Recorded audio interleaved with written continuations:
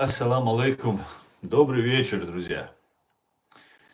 Я вас всех сердечно приветствую. Сейчас.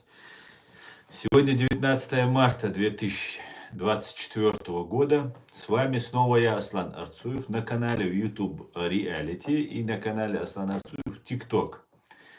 Друзья, сейчас 16 часов 12 минут по Берлину, 17 часов 12 минут по городу Джохару. Я вас всех, друзья, еще раз сердечным образом приветствую. Итак, начнем мы с того,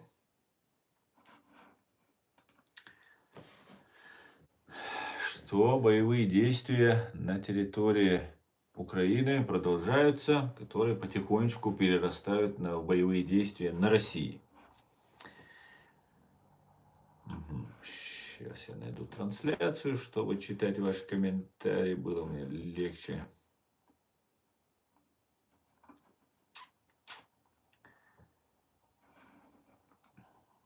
Отлично. Все. Друзья, пишите комментарии, ставьте лайки и распространяйте ссылку на наш стрим. Сегодняшний свой стрим я назвал «Путин сдаст Кадырова». И это не случайно, друзья. Я вчера еще у себя в стриме начал развивать тему, но не завершил ее, не до конца раскрыл, можно сказать. Поэтому сейчас немножко мы подождем, пока соберутся все, и потихонечку начнем рассказывать о том, почему же Путин сдаст Кадырова. И почему в Украине живут вот эти эксперты, пропагандисты, которые лютой ненавистью ненавидят свободную Чеченскую республику Ичкерия и несут такую ахинею, которую я сегодня хочу с вами тоже обсудить. Потому что, просто позорище то, что делают вот эти люди, прикрываясь знанием какой-то темы и так далее. Просто позорище. Просто слушать противно просто. Не то, что... Это было бы просто смешно слушать, если бы это не было бы так смертельно опасно для чеченцев. Вот это их русская ахинея, которую они на протяжении вот этих всех годов несут и до сих пор не готовы ничего понять. По порядку давайте поговорим. Алейкум салам, справедливый человек. Питер Вольф, алейкум ассалам. Так, начну я с сообщения от Генерального штаба Вооруженных сил Украины, как обычно, чтобы мы могли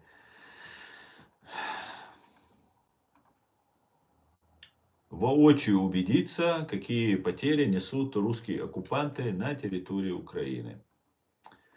За прошедшие сутки, то есть к утру 19 марта 2024 года, уничтожено и ранено 840 оккупантов, 10 танков, 35 боевых бронированных машин, 30 артиллерийских систем, 1 антиаэркрафт, 10 БПЛА, 50 автомобильной техники и цистерн и 4 спецтехники. Слава ЗСУ, слава Украине.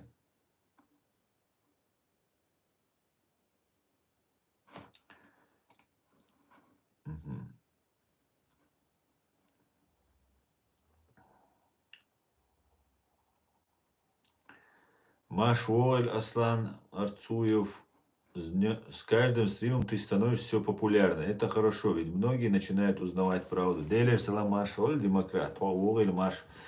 Все, что я делаю, демократ, я делаю вместе с вами.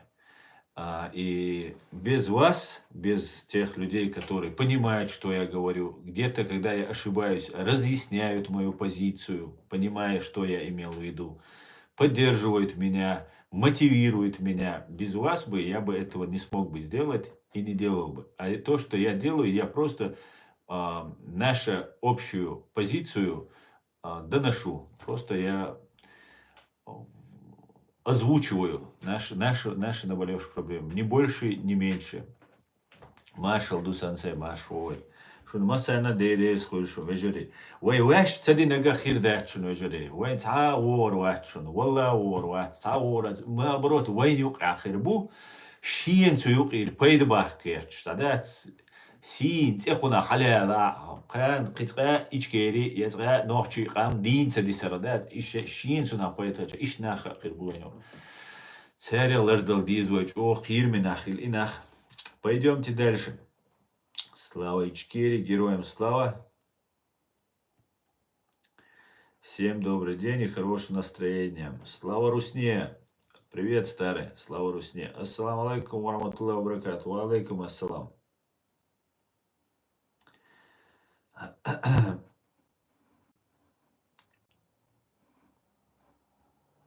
Здравствуйте. Когда СВО закончится?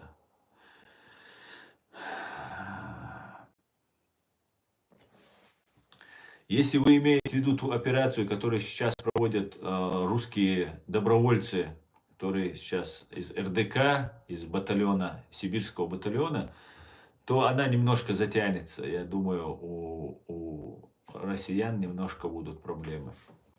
А больше СВО я не знаю.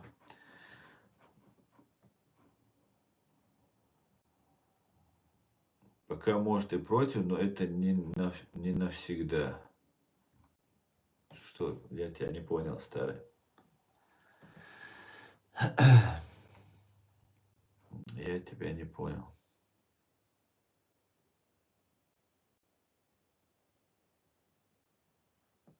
Не являются ли события, которые сейчас происходят на рубеже, опасным для чеченского народа? Не хотят ли они столкнуть западных и восточных чеченцев? Я не понимаю, откуда у вас берется эта терминология, там евроичкерийцы, еврочеченцы, западные чеченцы, восточные чеченцы. Мы все одни чеченцы, и как бы вы нас не пытались разделить, у вас это не получится. Мы те чеченцы, которые всегда 1000 лет были, и ваши вот эти российские дешевые трюки, они не возымеют того эффекта, на который вы рассчитываете. Чеченцев хотят столкнуть. Чеченцев хотят столкнуть. Именно Украина этим занимается. Украина, Буданов, Кирилл Буданов, Подоляк, Геращенко и Арестович. И вот сейчас еще один там эксперт. Ну, и они потом будут подключаться, их, наверное, много. Украина вместе с российским КГБ пытается стравить ГУР Украины, будем точнее, и, наверное, СБУ Украины, пытаются вместе с КГБ России, с ФСБ России, стравить, переключить внимание россиян на чеченцев. И поэтому я чеченцам, которые там находятся, хотел бы еще раз сказать. Вы понимаете, к чему они нас ведут? Вы понимаете, к чему они нас могут подвести? Вот ГУР Буданову, например, абсолютно плевать на чеченцев. Буданов — это тот человек, который выдал, помните, Надеждина, одного вагнеровского бойца, который перешел на сторону. Они его обменяли, это абсолютно цинично просто. Человек, который сдался им плен, они его обменяли, чтобы назидания другие не сдавались, кувалдой тому размажили голову. Это абсолютно циничные люди. Им плевать на чеченцев, им только на себя и на русских не плевать, на КГБ не плевать. Поэтому мы должны все это разобрать, чеченцы. Может быть, не так грубо, как я это говорю, это говорить. Но я хочу, чтобы до чеченцев дошло, что нас хотят использовать. Использовать турецкие спецслужбы, украинские спецслужбы, российские спецслужбы. Для того, чтобы нас стравить, туда направить, при этом не признавая нас. Понимаете? Ни Турция нас не признала, ни Америка нас не признала, ни Украина, Верховная Рада приняла закон, и все, и на этом все остановилось. Хотят просто использовать, тупо, без обязательств. Вот есть парни, которые готовы воевать, и они думают, вот Украина, она же, ну как она не поможет, давайте там. То есть, и как мясные штурмы отправить их и начать. Потом есть еще одна мотивационная такая ситуация. У Кадырова очень много денег. Кадыров и его окружение очень много наворовали. Причем они наворовали у других таких же пророссийских чуваков для того, чтобы отбирали они все. И вот эти пророссийские, старая советская КГБшная номенклатура, которая вокруг Аслана Масхадова была, нашего президента, сейчас она вокруг Ахмеда Закаева. Ахмед Закаев входит в эту номенклатуру, потому что их задача угодить России и заработать, забрать, захватить те средства, которые есть у Кадырова. Это вот одна из мотивационных систем. И вот все движимы вот этой идеей. Никто не движим интересами чеченского народа, ну, кроме президиума правительства. Есть еще люди, которые ничего не делают, но раньше что-то делали, и сейчас ничего не делают, и уже потеряли доверие, веру, надежду во все. А теперь как бы это все возобновилось, начали верить, а выходить как-то не очень удобно как-то, ну, может быть, недостаточно внимания им кажется к себе.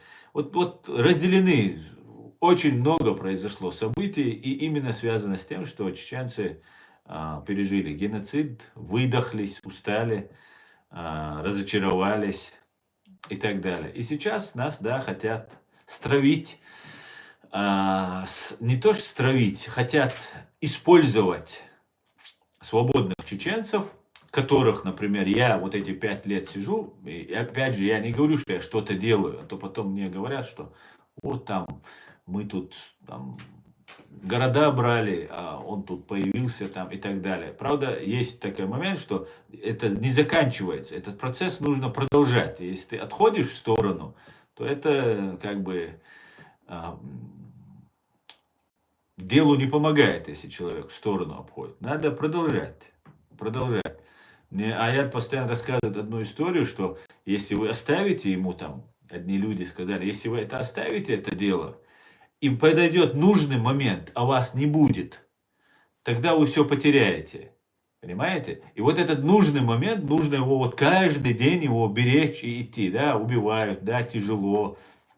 Знаю это как тяжело. И если кто-то думает, что у других были проблемы, а я тут звезды с неба хватаю, тоже не так ведь. Я просто не все рассказываю. Я рассказываю про угрозы, а то, что уже мне делают, я это не рассказываю, потому что уже там по-другому я веду свою деятельность. А то, что угрожают, я хочу, чтобы знали, поэтому я рассказываю. И да, нас хотят стравить, Вот по этой теме давайте я еще раз вот этих безграмотных, я извиняюсь, просто мерзавцев и негодяев, которые не знают, о чем говорят. Они на этом канале Freedom, я вам дам послушать сейчас. Эти люди очень много, вот за эти 2 года, вот этот Freedom, МИДом, Подоляк, Ермак, они все контролируют. Они не сделали 100-й части, что нужно было сделать. Да, ЗСУ делала. Вот все, что делал, это обычный украинский парень и девушка. Волонтеры, 3, 10, и, конечно же, Запад, который помог вот этим обычному украинскому парню и девушке. А вот эти все пропагандисты, я не верю уже вот этим всем. Ну, давайте послушаем, какой бред и ахинею несет этот украинский эксперт якобы. И давайте продолжим. И потом продолжим. Поселка Горьковский, который взяли под контроль добровольцы Ичкерии.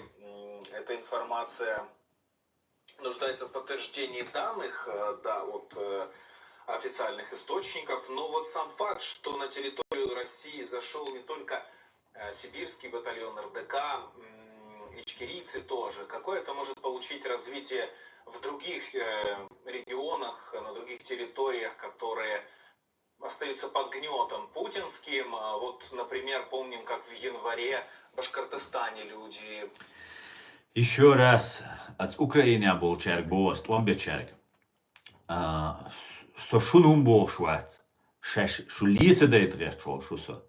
Вот смотрите, он говорит, Ичкерия под путинским гнетом, не российским гнетом, под путинским гнетом. И шун, и двадцать етмеги, и дешнеш, а это что важно, что есть. Потом он говорит, а вот в Башкирии что было? В Башкирии вообще была имитация. И просто это была просто вот новый главарь ФСБ, у ФСБ туда переехал из Чеченской Республики, Кочнев. После этого там начали вот это волнение. Это все туфта была в Башкирии. Причем Башкирия это Россия. Понимаете? Вот о чем я хочу сказать. И вот этот журналист, абсолютно, наверное, неграмотный он. Хотя, если бы им объяснить, они бы, наверное, правильно говорили бы, но у них нет такой задачи. Потом другой эксперт сидит, такой же, абсолютно безграмотный в чеченском вопросе. Или грамотные. Это враги, значит, получается, чеченского народа. Это враги чеченской государственности, свободы чеченского государства. А я тут за них топлю, когда они еще 10 лет назад я топил за них, за их свободу, а они еще тогда были непонятно кто там, разные там, как эти Золкины, Молкины. И когда я все бросал, топил за Украину, эти люди там ходили там на разные свою поддержку, там, кого они там поддерживают, пророссийские силы. Ну, давайте послушаем дальше. Вопрос журналиста меня просто тоже выбесил просто. Протестовали. Может быть, башкиры будут следующими? Башкиры будут следующими. Нет, не будут. Там в Башкортостане все протесты были замешаны исключительно на внутренних криминально-коммерческих вопросах. Там ФСБшно. Речи не шло. Там Криминальных был вообще-то. вопрос бабла. И не больше. А не о каком-то национальном достоинстве там даже и не шло. А вот если мы говорим о Ичкерии, о Чечне, то там действительно может быть поднят вопрос о достоинстве, чувствах достоинства, поскольку клан Кадырова, он многим довольно-таки влиятельным тайпом перешел дорогу. Влиятельным тейпом перешел. Ну, смотрите, это же смешно. Это чисто русский нарратив. Нохчи, Украина беш, Кичана беш. Чисто русский нарратив. Это русские нарративы. Клан Кадырова перешел дорогу влиятельным тейпом и так далее. Нету никакого клана Кадырова, я это рассказывал. Есть клан ФСБ. Понимаете, есть кланы, есть группы ФСБ и ГРУ. Военные агенты есть, военных есть, и ФСБ есть агенты. И первым выскочил вот группа Кадырова, агента ФСБ. Ахмада Кадырова, потом сына Кадырова. Но если он этого не знает, что там управляется все из Москвы, это он просто беспринципный или абсолютно неграмотный эксперт. Ну, давайте дальше пойдем тогда вот эту систему развивать. Если внутри Кадырова клан какому-то тейпу Кадыров многим дорогу перешел, и теперь если его замещать, а где независимость, а где вывод российских войск, которых более 100 тысяч, в Украину их даже не отправляют, чтобы Чечня не взбунтанулась, чтобы там что-то не произошло.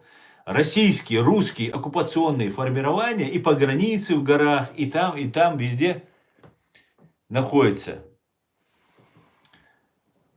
Об этом они не говорят. Значит, получается, на Freedom вот этот пропагандист с российских нарративов нам рассказывает о том, что нужно поменять Кадырова. Давайте поменяем Пушилина. Вот он задает, а почему башкиров нет? А почему нету вот с этими добровольцами, русскими добровольцами? Почему там нету крымчан? Оккупированы же, правильно? Оккупировано. В состав России входит. Давайте Луганск и Донецк посмотрим. Почему там нету луганчан и дончан? Донбассчан. Почему их там нет? Вот мне интересно, это же паспорта же российские есть? Есть. Оккупированы. Часть России. А почему не часть России? Если вот эти люди, за которые я уже 10 лет топлю сижу, мою Ичкерию считают частью России, почему я не могу считать их частью России? Почему я так не могу сделать? Если за 10 лет у них ничего в головах не поменялось, почему я должен так по-другому считать? Вот почему он задает вопрос, вот этот журналист, почему там башкиры поднимутся, а почему крымчане не поднимутся? Почему они не участвуют в операции с российскими паспортами? Мне просто интересны вот эти вопросы. Неужели вы, украинцы, не задаете? Вот у вас Ахмед Закаев там находится. Столько лет я говорю об этом, об Ахмеде Закаеве, 3-10. Ни один журналюга, пропагандюга не задал ни одного вопроса Ахмеду Закаеву. Вот там сидит какой-то правозащитник, говорит о вас, что вы там делаете в угоду России, что вы его пытались вербовать на работу на Россию, Потом распускали слухи, что он, после того, как он не согласился, что он ФСБшник. Ну, много чего. Никто ничего не говорит. Крымские татары, с которыми я общался, ни один ничего не говорит. Тогда вы все заодно, значит. Значит, вы заинтересованы в том, чтобы в России не сменился режим. Вы заинтересованы в том, чтобы Россия не развалилась. Вот эти все люди. Они заинтересованы в том, чтобы поменялся, верхушка поменялась. Ходорковского, например, поставили за место Путина. Кадырова убрали, поставили какого-нибудь Абти-Алаудинова. Ну и все, заживем. Там Руслана Кутаева, да, Абти-Алаудинов уже засветился, там украинцам он особо не понравится. Руслана Кутаева, например, поставить. Сделать Руслан, хотя там же и Абти-Алаудинов. Это все военные, российские военные. Это. Давайте дальше послушаем, что говорят эти пропагандисты, украинские пропагандоны. Больше по-другому назвать не могу, извините. И то, как правит в Чечне Кадыров, мягко говоря, большинству не нравится. Не нравится. Влиятельных кланов. Кланам не нравится. Он фактически даже без уважения и без почтения относится к старшинам. Без уважения к старшинам. Смотрите, как он говорит. Он даже не берет в расчет чеченский народ. Он про кланы говорит. Есть кланы. Конечно, есть эти кланы. Все или ГРУ, или ФСБ эти кланы. Причем в ФСБ есть разные свои группировки. И в ГРУ есть разные свои группировки. Ну, по большей счете можно на две группировки, на два клана поделить. На ГРУшные и на ФСБшные. И там оттенки могут разные быть. И вот этим людям, вот этим пропагандистам с Freedom канала, вот этим украинцам нравится, значит, что устраивает их, что поменяют Кадырова, сменится клан и не уважают стариков. Это просто невероятно, друзья. Клан других. Он практически всех подмял под свою волю. И это пока терпят, но это помнят. И действия ичкерийцев уже на территории Российской Федерации может в некотором смысле мотивировать дальнейшие процессы, которые могут произойти в Чечне. Но пока Кадыров пользуется поддержкой Путина, к сожалению, говорить о каких-то глобальных изменениях не приходится. И в перспективе, конечно же, может произойти какое-то явление, которое в значительной степени катализирует Чечню. И, собственно, присутствие ичкерийцев сейчас в Горьковском – это один такой звоночек, к которому следовало бы Кадырову прислушаться. Ясно. Короче говоря, я это говорю не столько ради чеченцев, потому что я говорю это, потому что это меня возмущает как чеченца, но и для украинцев сменить Кадырова на Кутаева толку никакого не будет. Толку абсолютно никакого не будет. Это тот же будет российский сотрудник, который завтра же придет к Украине убивать, потому что украинцы уже убили и ранили 315 тысяч человек, российских оккупантов. Они никогда это Украине не забудут. И этот Кутаев не забудет. Они, да, сейчас притворятся, не притворятся, они реально слабые. Они притворятся, что согласны они на все.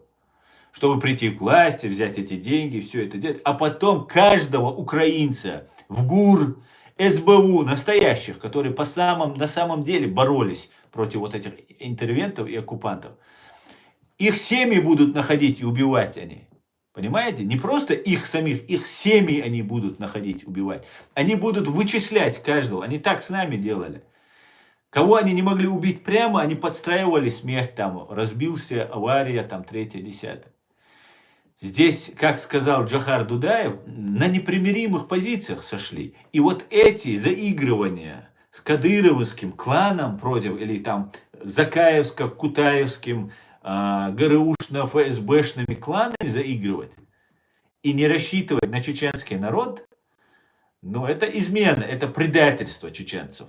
Тех чеченцев, которые поддерживают вас. Буданов этим именно занимается. Подоляк именно этим занимается. Геращенко именно этим занимается. Закаев именно этим занимается. Вот о чем я хочу донести до людей, чтобы вы поняли, какая ситуация разворачивается. Сейчас я вам могу рассказать приблизительный сценарий, который описывается. Он может измениться, и мы сделаем все возможное, чтобы он не был таким, как они его хотят представить. А изменить мы его можем, осведомив вас. Мы должны очень внимательно анализировать, что происходит, и предупреждать. То есть все, что мы можем, оглашать информацию и таким образом препятствовать распространению этой, чтобы людей не обманывали. Чтобы людей не обманывали. Например, делается так, если уже все, критическая ситуация, наносят там ядерные удары уже, или около ядерных ударов, все тяжело. Путин убит, умер, все, труп. Уже же давно рассказали, есть двойники, что он там в морозилке лежит, третье, десятое. Причем человек, который рассказывает, что Путин лежит в морозилке, живет в Москве, выступает на украинских телевидениях, известный, матерый такой, пропагандист, вот этих всех блогеров, которых против Украины подготовил, это один из тех, это Соловей, украинские его приглашают, и он рассказывает, что в холодильнике лежит, в морозильнике лежит Путин. Гудков, который каждый день украинские каналы его там любезно допрашивают, опрашивают, он тоже говорит, да, конечно же, Соловей, может, там преувеличивает, но Соловей очень хороший, умный человек там и так далее. То же самое Гордон говорит, конечно, это смешно, там, третье, десятое. Гордон приглашает Кутаева, того Кутаева, который говорит, мы от России никуда не уйдем. Эти все силы объединяются, друзья. Все силы, которые не хотят развала России, они объединяются. И мы видим это все. Мы это все прекрасно видим. Ну, допустим, сила, которая напрягла Россию, вынудила Путина притвориться мертвым. Все, нету. Путин якобы, может, умер, может, его убили. Идет замена идет. Либо до того, как Путин погибает, либо же после того, как якобы погибает, или на самом деле погибает. В любом случае, развязка в этом должна произойти. Первый будет, конечно же, спущен в канализацию, это Рамзан Кадыров. Рамзан Кадыров слишком много совершил, слишком много на себя взял, слишком много в уголовных делах фигурирует. И на Западе это неприемлемая фигура. Есть такая вот неотвратимая, как погода. Это желание или решение Америки. Решение Соединенных Штатов Америки. Вот это как погода. Вот есть дождь, вот есть, значит, льет ливень. И вот идет снег, ну ничего ты не можешь поделать, будет он идти. Вот точно так же есть решение Соединенных Штатов. Путин, Кадыров не рукопожатны. Они должны быть наказаны. Ордера на них выписаны.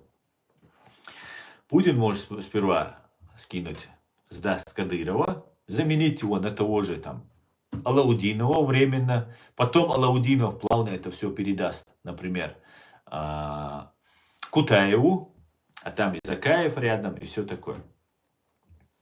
Либо Путин тоже как бы сыграет в ящик, или имитирует, что сыграет в ящик, и все, заканчивается ситуация. Дальше какие события развиваются?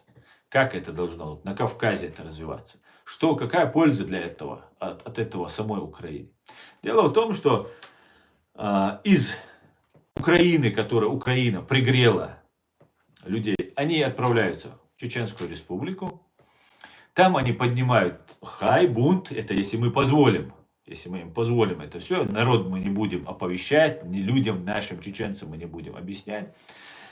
И как часть российских освободительных сил заходят, да, они ичкерийцами называются, все такое, но они для мира, для всех, они представляются как российские освободительные силы. Это россияне. Шун халах ет шенла, шенла халамах ет, шун хютерем бошь, да, шук элгардари, шук китит бошь досар. Иш душу представлять деш.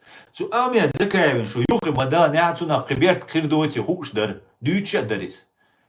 Беркат цунах хилишья, новчих оман беркат хилишол шумдат. Беркат хульч эвоц беккан квак цахильча.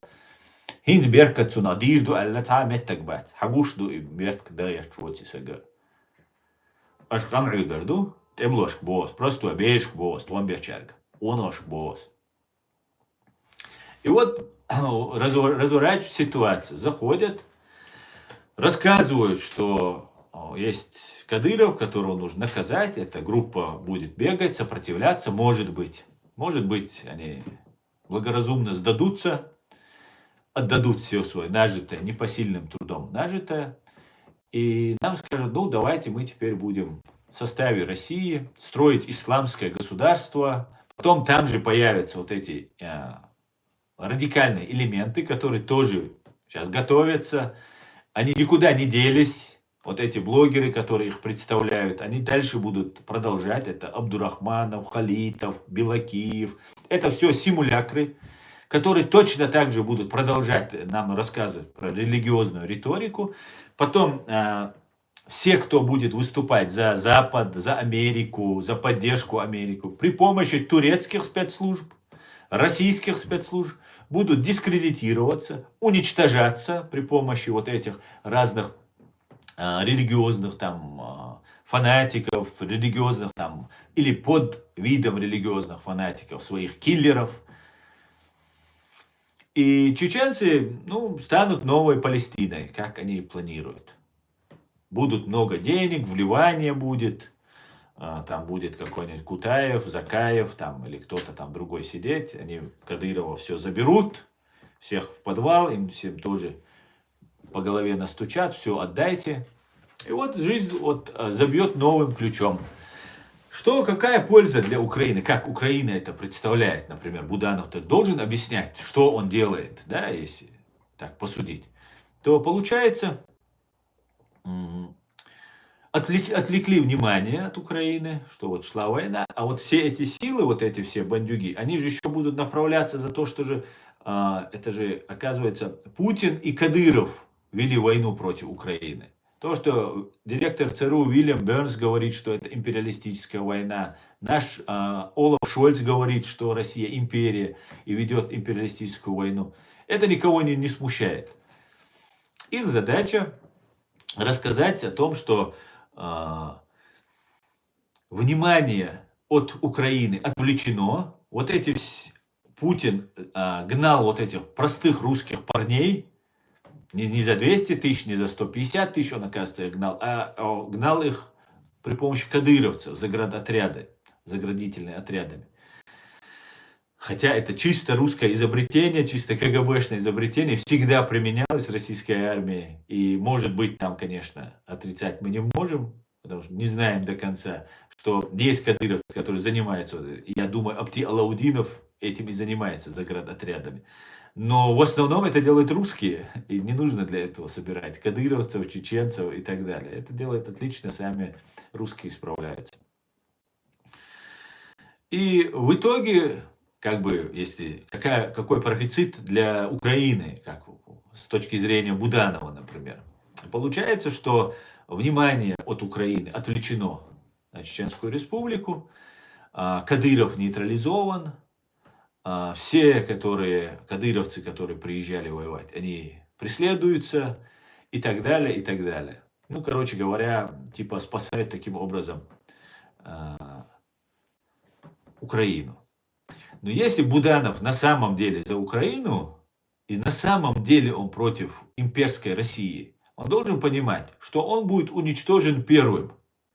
Он будет уничтожен первым. И если он думает, что если он отвлечет внимание от Украины, переключит на мой многострадальный чеченский народ, вот это все подготовленное, вот это зло, которое придет на нашу родину, то он ошибается.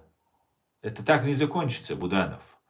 Ты очень-очень опростоволосился, если мягко сказать, с тем, что Пригожина ты поддержал. Я простой человек, не обладающий той информацией, которая есть у тебя, теми ресурсами. Я это с первых дней говорил, что это все туфта. Нету там никакого настоящего мятежа Пригожина. Когда ты утверждал, что да, это настоящий мятеж. Либо ты абсолютно не понимаешь, что ты делаешь, абсолютно некомпетентный человек, либо ты с русскими заодно. Потому что такой прокол быть не может у человека, который возглавляет такое разведывательное во время войны разведывательное управление. А теперь ты вот всеми правдами и неправдами даришь медальки, нелегитимные, не настоящие медальки от Закаева Зеленскому. Пытаешься представить нам Закаева каким-то легитимным, и таким вот образом сейчас направляешь наших чеченских бойцов, конечно, не без помощи Закаева. Закаев всегда делает то, что выгодно России и вредно чеченскому народу и государству. Это говорят все, кто знает Закаева. Это говорит, я это Дигов. Это знают все, кто занимается этим. И те парни, чеченцы, которые пошли за Закаева, поверили, в том числе там вот этим вашим всем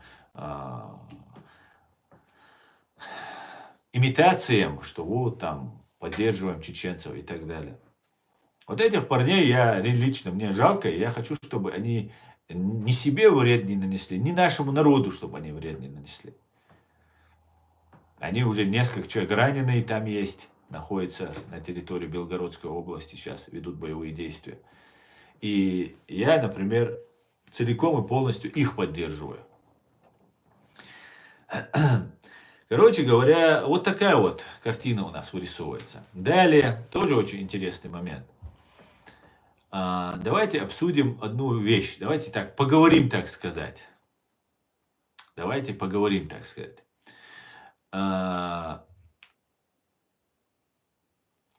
Русская освободительная армия, вместе давайте, я вам буду задавать вопросы и буду пытаться на них отвечать. Вы тоже пытаетесь на них мне отвечать. На территорию Российской Федерации заходят 3 группы с 3 названиями. Путин говорит, что их то ли 2500, а зашло 1500, то ли всего их 1500. Заходит Русский добровольческий корпус, Легион Свободы России и Сибирский батальон. Про чеченцев мы узнали, чеченских добровольцев, мы узнали потом, позже. Я, по крайней мере, узнал позже. Этих людей всех называют на телеграм-канале Легион Свободы России, называют российскими освободительными силами. Русская освободительная армия была одна в 40-х годах, которую возглавлял Власов, и они перешли на сторону немцев. Когда их окружили, у них было все тяжело, они перешли на сторону немцев.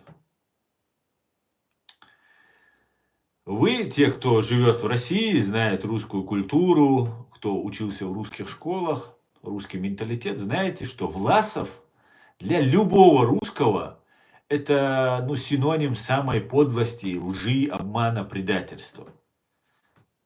Я тоже так всегда считал, и сейчас у меня немножко другое отношение к самому этому Власову, потому что у меня больше фактов открылось, потому что там было. Но сам факт мы не говорим, оставим личность Власова, мы говорим о том, как его в России воспринимают. Все власовцы – это предатели. Не более того, они не просто удачные предатели, это предатели, которых потом немцы сдали, и русские их пленили, и на Западе они не нужны были, и русские их забрали обратно и повесили.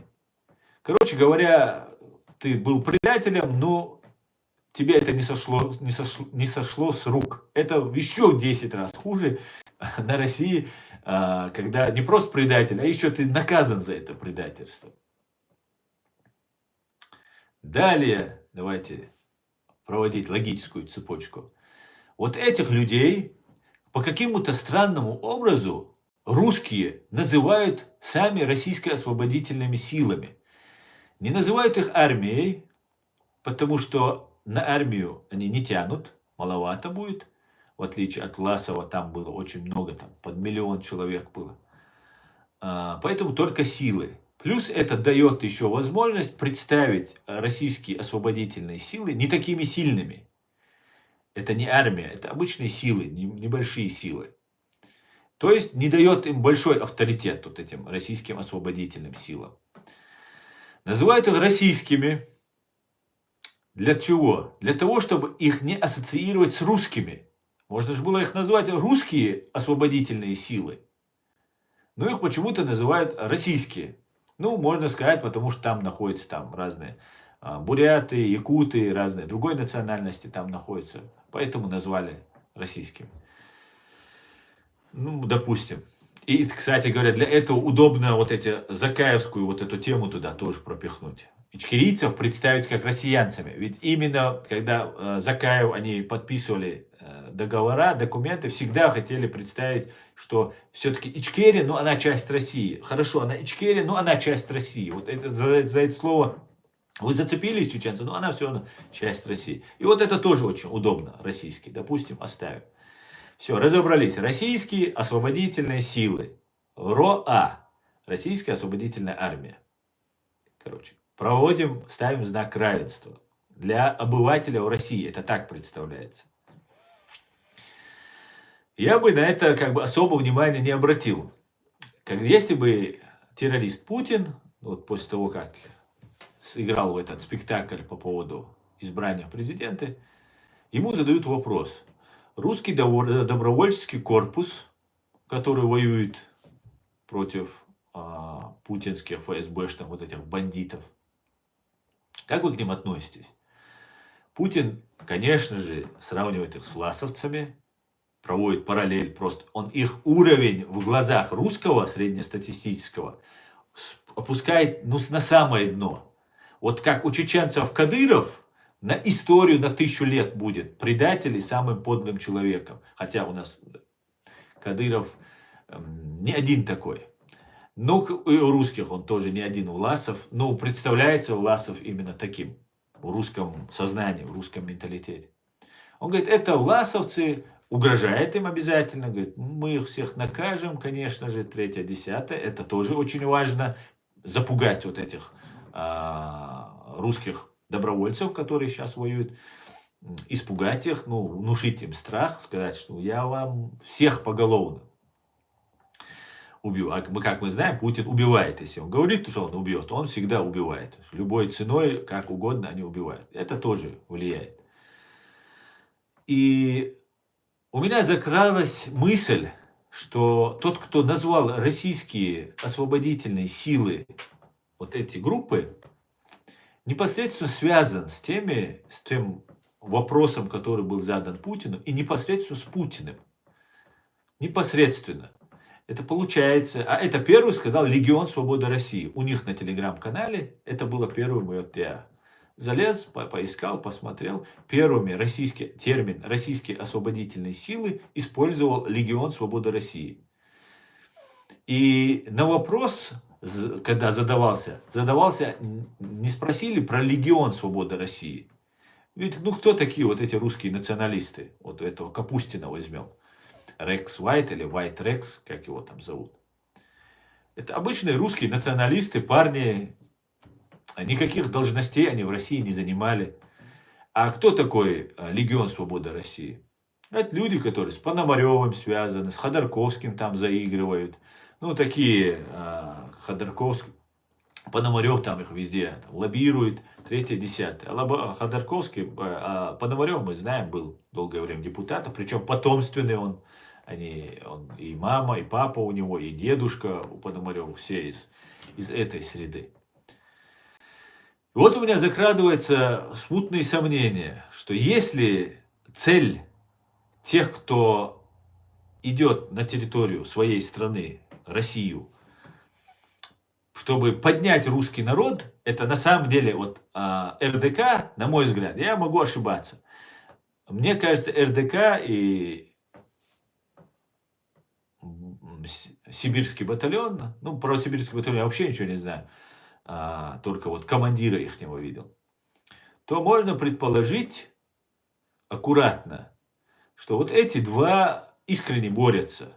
Вот эти два образования, две группировки, РДК и Сибирский батальон, на самом деле борются. Чеченцы борются на самом деле, по-настоящему. В Легионе Свободы России тоже, наверное, рядовые бойцы тоже, может быть, искренне борются. Я про рядовых вообще не говорю, ребят. Кто воюет, чтобы на себя вы не тянули. Я хочу разобраться вверху то, что происходит. А не тех, кто воюет. Вы патриоты, если сражаетесь, на самом деле гибнете, ранения получаете, вы для меня герои. Вообще, без разговора. Мне нужно понять, кто к чему все это подводит. Почему Путин заговорил о власовцах, почему назвали российско-освободительными силами, почему Буданов это не предусмотрел, если называется российскими освободительными силами, почему ГУР Украины не обращает на такие вещи внимания. Неужели ГУР Украины меньше понимает в русском характере и менталитете, чем, например, чеченец Арцуев Аслан? Тоже мне вот интересно. Как так возможно?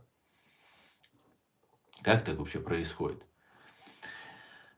И цель вот этих людей, которые зашли на свою территорию, это настоящая русская оппозиция, российская оппозиция. Бесспорно, это не симулякры Ходорковский, Навальный и так далее. Это настоящая русская оппозиция.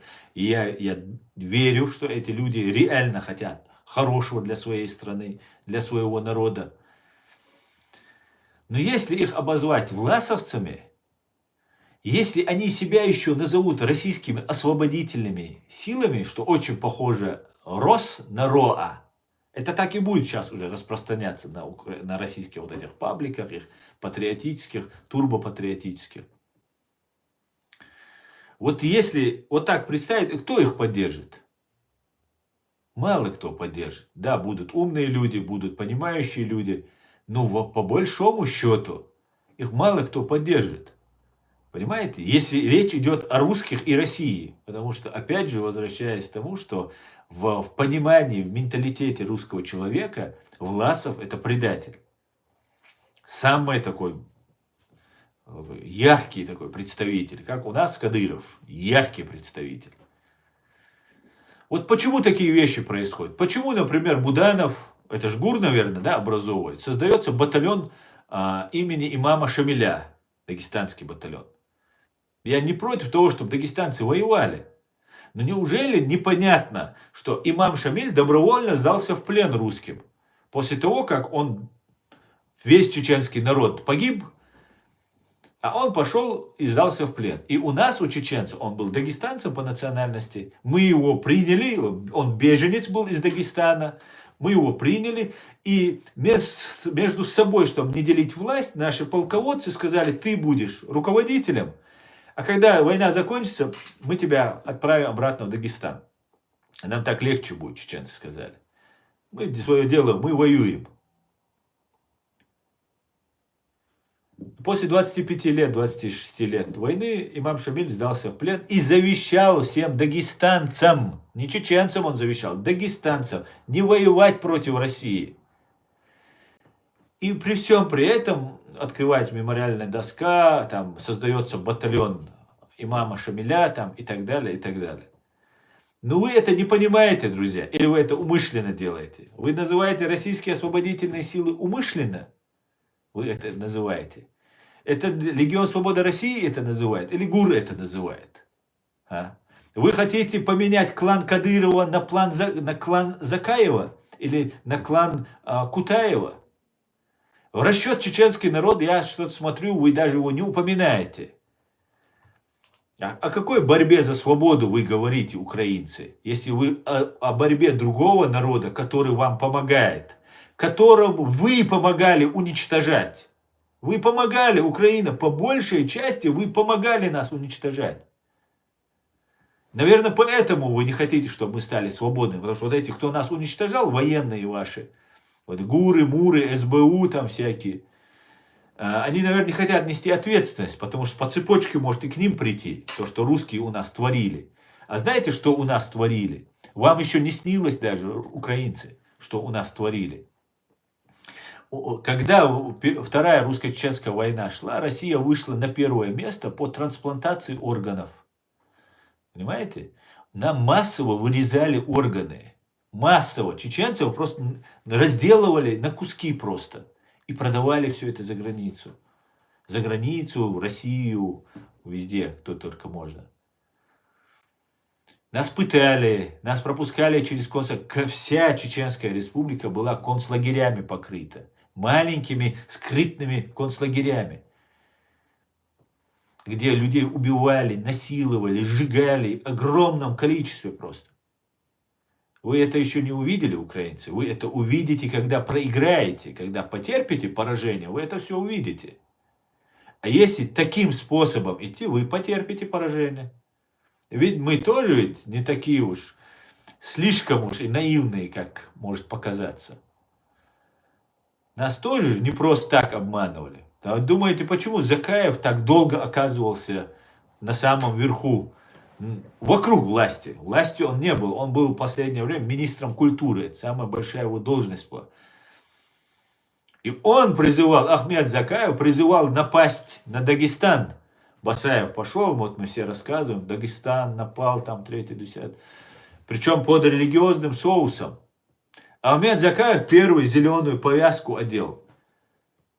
Никакого религиозного образования у него нет. Он нигде джихад не делал. Он не воин Аллаха. Он актер театра. Он надел повязку здесь, с арабской повязью. И был такой платок длинный, который у него спускался. И казалось, какой это самый, там Басаев, там Гилаев, они все меркли, когда появлялся Ахмед Закаев. Потому что люди не знали ни Ахмед Закаева, ну, слышали про Басаева, про Гилаева, про Ахмед Закаева успехи боевые, доблесть, никто не слышал. Но увидели, как он появляется, как эффектно он это все делает. И то же самое сейчас у вас происходит в Украине. И если вы думаете, та ложь, которая идет, та пропаганда, которая идет, она рассчитана, знаете, сперва большое сито для больших камней. Ну, это для клинических идиотов. Потом поменьше сито идет, вот все так. Раз, два, три, несколько сит там, через кого пропускают. Самое последнее, это вообще чуть нанотехнологии там должны быть. Это для самых якобы умных, ну, для тех, кто считает себя умных, не будем показывать на себя пальцем. Вот какие вот вещи, друзья, происходят. Почему мы это не видим? Почему мы не замечаем это все? А? Мне вот интересно знать. Украина может не выйти победителем. Она может формально вернуть Крым, но при всем при этом останутся те, кто сегодня ваш кровный смертельный враг. Каждый боец Украины, кто принимал участие, кто засветился на камерах, мы это все, чеченцы, проходили. Я вам пошагово, я вам это больше расскажу, даже чем про войну. Как они нас ликвидируют, как они нас выявляют. Я правозащитник, я адвокат, я это знаю, я в материалах читал это в огромном количестве.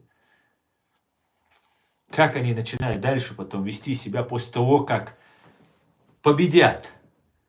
Понимаете? Если они останутся у власти. Вот два человека нас, да, допустим, оба прошли все, ну, вы работаете на русню по какой-то причине, а я работаю, ну, на свой народ, на свое государство. И, может быть, вы тоже убивали там, условно говоря, кто-то из вас, тоже, как и я, воевали, убивали там оккупантов и так далее. Вам это простится, потому что вы будете за них. А меня, вот этот мой друг, с которым 10 лет я в окопе сидел, это я вам из жизни случай рассказываю. 10 лет. Это не у вас в окопе, когда провиант, оружие, все постоянно доставляется и так далее. Это 10 лет, когда у тебя кроме 2 рожков автомата и 2 сникерсов в кармане больше ничего нет. И весь твой багаж – это твой рюкзак. Вся твоя жизнь в этом рюкзаке. И если ты получишь ранение в ногу, в руку еще можешь выжить. Если ты получишь ранение в ногу, то ты умрешь. Если ты сломаешь ногу, подвернешь, когда будешь бежать, то ты умрешь. Потому что ноги – это твое спасение. Вот в таких условиях 10 лет человек бывает, а он работает на ФСБ или на ГРУ. Вот такие вот. Я могу вам свидетелей приводить, которые эти случаи вам будут рассказывать. Которые мне это рассказывали. И вы, настоящие борцы, украинцы, услышьте меня, вы будете убиваться. Знаете, как перед началом Второй русско-чеченской войны они нам сделали? Они нам сделали массово, дали возможность, выплачивали деньги за похищенных людей. В Москве деньги получались, а наши похищали. Ну, такая вот схема была. А потом делили на этих деньгах. Дают вам 2 миллиона долларов, а мне дают 3 миллиона долларов. А потом говорят, ему дали 3 миллионов, а вы же пополам должны были. И вы приходите ко мне разбираться. Я говорю, да, я 3 получил. А ты 2 получил. А я не знал, например, что он 2 получил. Ну так вот. Они вот схемы, я имею в виду, разные, чтобы стравить. Люди ссорились, ругались. Обрывали машины, тормоза, чтобы люди разбивались. Делали засады, убивали. Там кровная месть. Там за это, за то. Всех наших командиров убили. Если у вас убьют всех командиров, вот сейчас, которые лидеры появились, вы станете просто стадом. Извините меня, украинцы. Без командиров ничего не бывает. И вы это знаете лучше меня. Вот такой вот способ был применен. Поэтому это зло нужно вычистить штыком и гранатой. Выкорчевывать это все нужно. Без каких-либо заигрываний. Понимаете? А поменять Путина на Мутина, поменять Путина на Ходорковского, да, там, конечно, процессы будут, хорошо все это. Но у них планы другие. Вот сейчас смотрел одного там, не помню его фамилию, Фельштинский, по-моему, зовут, с этим писал, с Литвиненко книгу писал «ФСБ взрывает Россию». Живет в Америке, мне кажется, историк. Он говорит, все, ФСБ, ну там заголовок, по крайней мере, так громко сделал, ФСБ, типа, все уже, Путина не поддерживает. Я не знаю, куда вы смотрите, я не вижу у них разлада. Есть там недовольство, есть там, есть панические настроения, есть там кто-то готовит себе момент соскочить.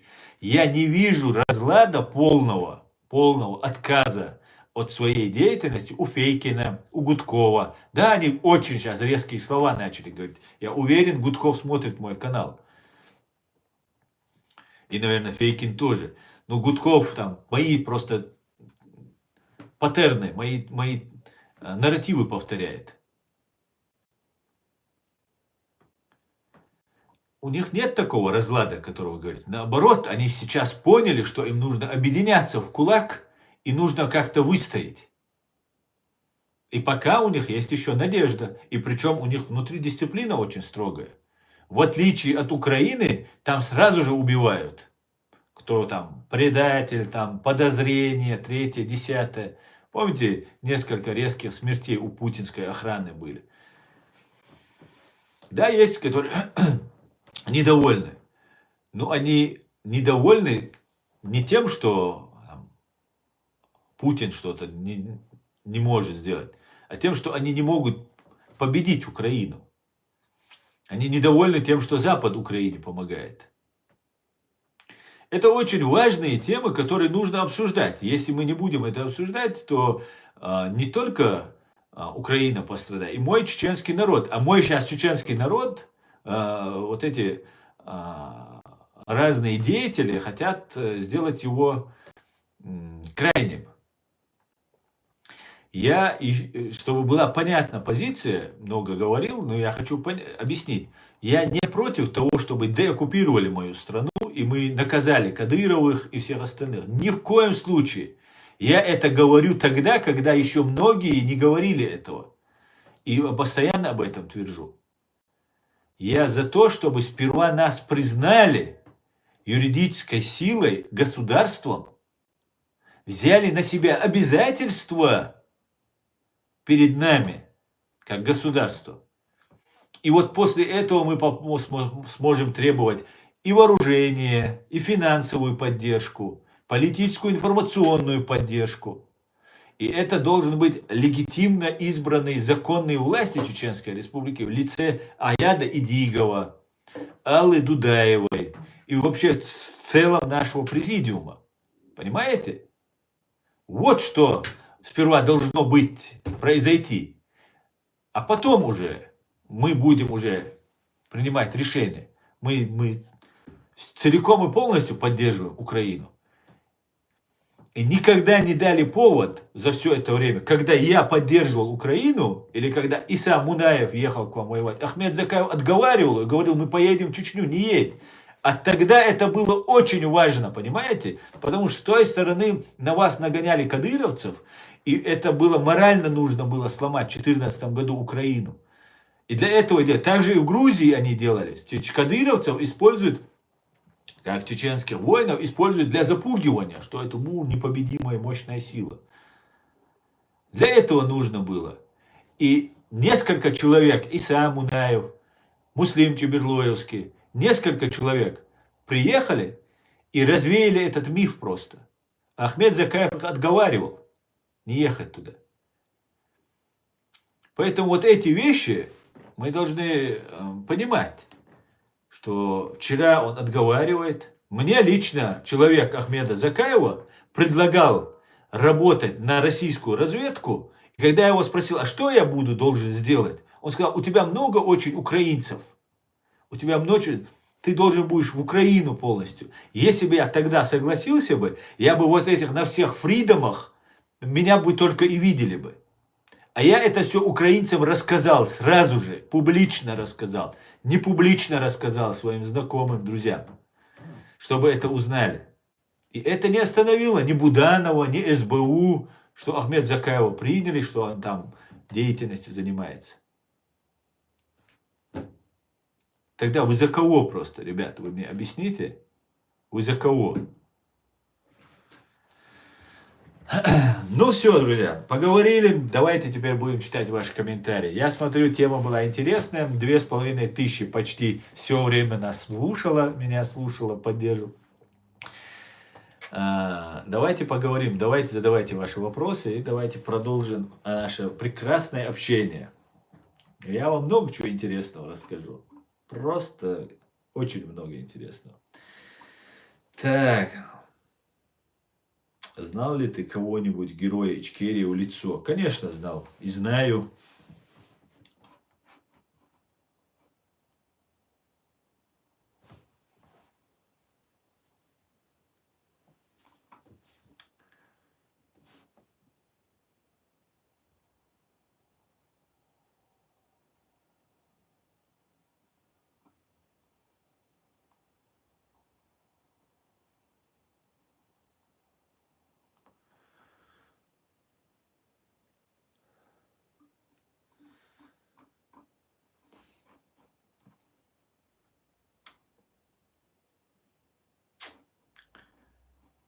Так.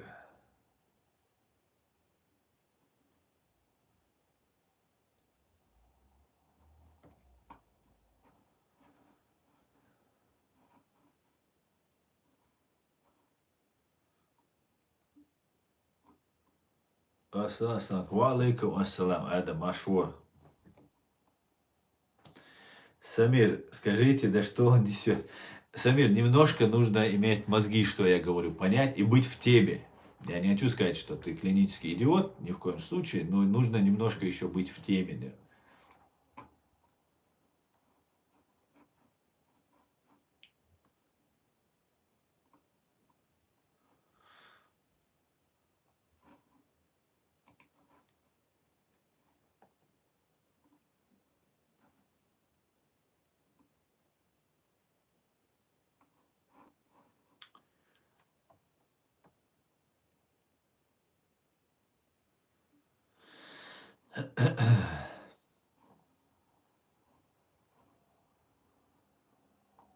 Ассаламу алейкум. Валейкум салам, таджик. Таджик РФ. Зачем РФ пишешь, таджик?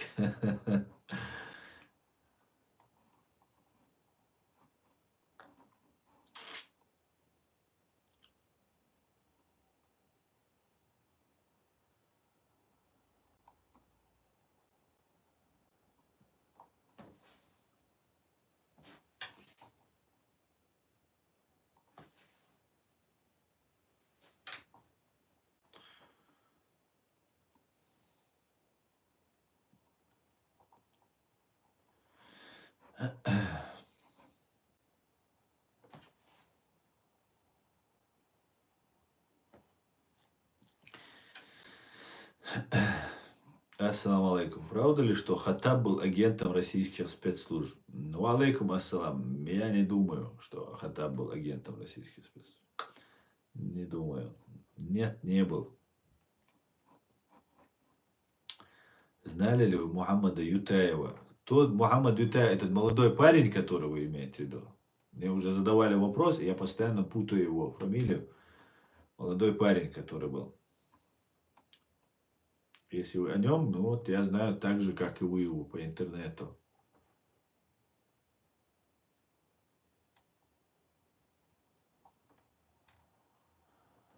Яц Абдулмалик, плиткились, яц Вадедыч. Ай, плиткилиш, iyo, Волбия. Молодец, Адюзал Каба. Ас Адимал, Волбир Бон. На общее дело, ахай, Ачдаха. Это воль. Сам вы женат, сколько у вас детей? Ну, я не женат, уже нет, Леон. Про детей не буду говорить ничего.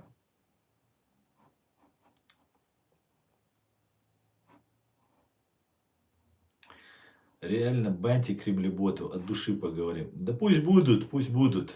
Мы их переписываем всех. Пусть фиксируем, да. Это тоже показатель того, что мы делаем правильную работу, когда мы рассказываем о том, что они тут, показываем то, что они тут делают. Это очень хорошо для понимания. Посмотрите, у других есть такое, чтобы заходили, вот так массово вот так вот этот бред писали. Нет, только у нас. Потому что только мы являемся не симулякрами. Все остальное, по большому счету, не все, конечно, но симулякры. И опять же, и тут некоторые там высказываются, что я там чуть ли не считаю, что я там какой-то герой, что-то я сделал. Я никакой, я не герой, я ничего не сделал. Но также и вы особо ничего не сделали. Потому что если вы делаете, то это нужно дальше делать. Поэтому вместо того, чтобы меня в чем-то обвинять, пожалуйста, сделайте сами что-нибудь. Я не говорю, что я что-то хочу. Я как пришел из ниоткуда, вот так же никуда и уйду. Вы меня больше не увидите. Уже все налаживается, еще годик, полгодика, все будет отлично. Меня не будет ни в политической чеченской власти, нигде меня не будет.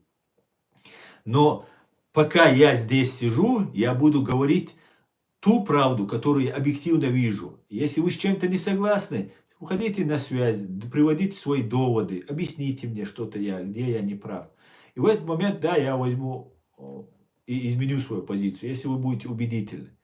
А так, ничего не делать, да это не то, это плохо, это то, это плохо. Его Величество, господин чеченский народ скажет, кто что делает правильно, что сделает неправильно. И история рассудит. Ассаламу алейкум. Являются ли кадыровцы сионистами? Алейкум салам. Антисемитами являются кадыровцы. Лень, привет. Привет, Лень.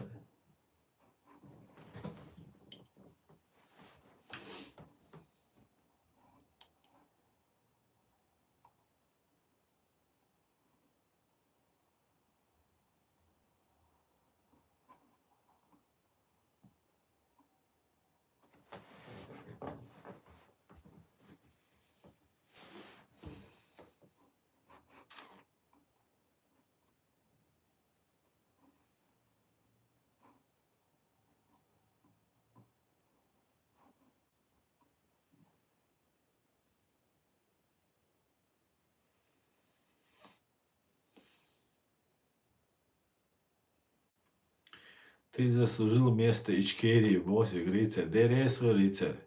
Шо да дуй, шо мейл буй. Эдук сун, yok награди укай. Allah reis kuyukşu. Kısa amca, üç kere yaz deşte kırşade guştukşu. Войн, kısa amca, üç просто. Воягиста дичани, войлоуста дичани. По факту, я занимаюсь просвещением. Я сегодня разговаривал с одним человеком. Он говорит, Асан, по факту ты образованием занимаешься. Ты пытаешься объяснить людям все. И самое интересное, что я всегда сам про себя был уверен, что из меня отвратительный педагог, да, потому что не умею я людям объяснять. Арон Баркал за подарок, да. Маршал. Так сложилось. Никто же не знает, кого куда судьба забросит.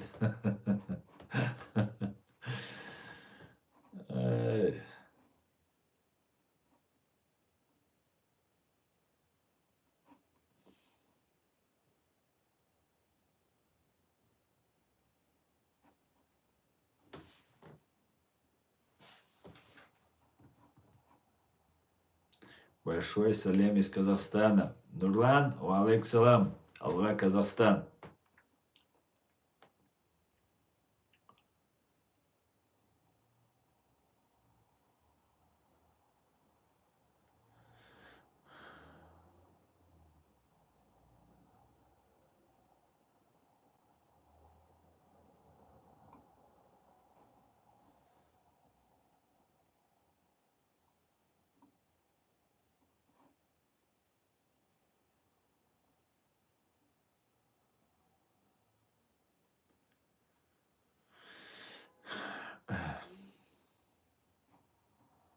Нет, не понимаю казахский язык.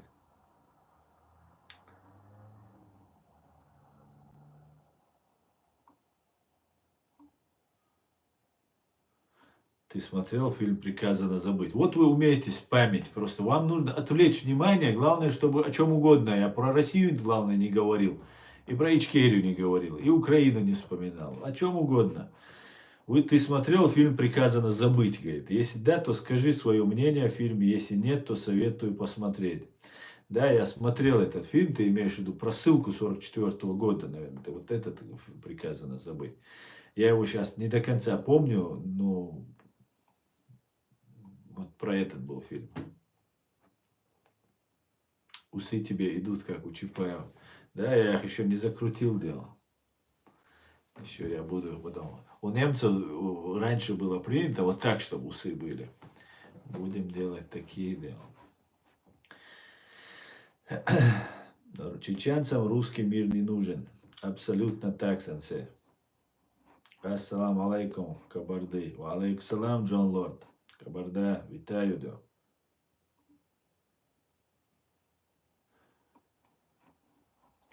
Он про него забыл. Про кого? Про кого я забыл? Смотри, человек. Слава Ичкерия, Героевство, твое мнение, Ичкерия должна быть независимой или в составе России? Николай Зуев, мне кажется, это очень неуместный вопрос. Ассаламу алейкум, Асан. Как ты относишься к терактам Шамиля Басаева, к примеру, Беслан, Буденновск, Норд-Ост и так далее? Как ты относишься к этим терактам? Ну, во-первых, на такие суды я много раз отвечал на эти вопросы, конечно. Много-много раз подробно отвечал. Ценитель. Салам я у тебя брать не буду, потому что мне кажется, ты недостоин этого.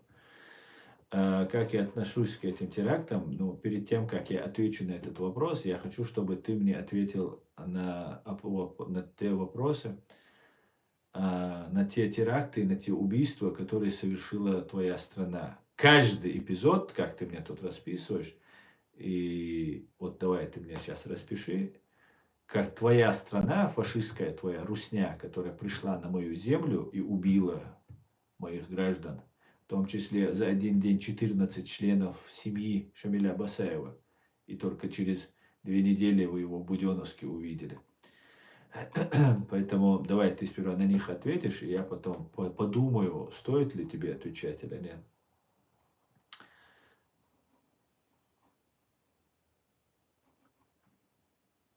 Алейкум салам.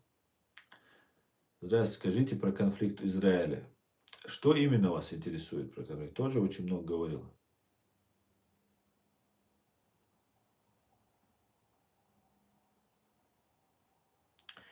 Евгений Чернов, привет. Когда будет крах всей власти РФ, если такая возможность, что в ближайшее время?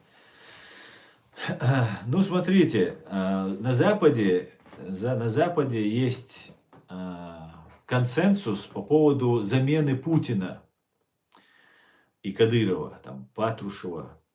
Но самой расчленения, разделения России, поэтому консенсуса в России на Западе нет. Разделения России на Западе нет. Но в Украине и в России есть очень сильные силы, которые бы не хотели развала России. Заменить они хотят другим каким-нибудь, таким же, как Путин. Крах как таковой, я не знаю, что вы имеете в виду. Крах, для меня крах власти – это суд над террористической бандой ФСБ. Вот это настоящее решение вопроса. Все остальное это будет только разрушающийся дом с трещинами, которые заштукатурят. Все. И это еще в лучшем случае есть туда какой-нибудь нормальный человек, еще относительно нормальный. А так все придут связаны или с ГРУ, или с ФСБ. ФСБ не отдаст власть в руки ГРУ, я думаю, только ФСБ. ГРУ это миньоны, на самом деле, это тупые исполнители ФСБ. Поэтому я не могу сказать, Евгений, когда произойдет, вот в моем понимании, крах этой власти. Но то, что если есть настоящий русский выход, и я готов их поддерживать в этом, настоящие русские, которые борются не симулякры, как Ходорковский, Навальный, там все остальные, ныне покойный Навальный и так далее, а вот настоящие русские, которые бы хотели изменить, которые демократических западных взглядов люди, не нацисты, не фашисты, заменить гибнюков на нацистов я тоже особо пользы не вижу. Поэтому ты умерен, националист, пожалуйста, любой патриот, он националист, если он любит свою страну, любит свой народ, он в определенной степени националист. Вот если такие люди появились бы, я думаю, что за ними русские все-таки пошли бы, если была бы настоящая поддержка, если бы их не предавали бы. Вот если они начнут идти, их будут поддерживать, а не потом они. И они тоже должны понимать, что они должны идти. Но таких людей я поддержал бы. Вот РДК, например, Русский добровольческий корпус, вот мне кажется, он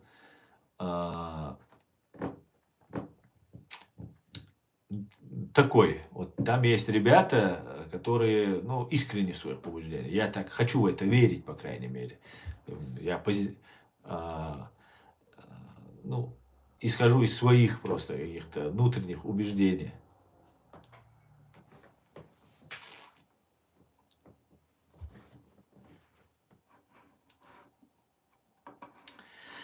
Ну, давайте еще комментарий почитаем.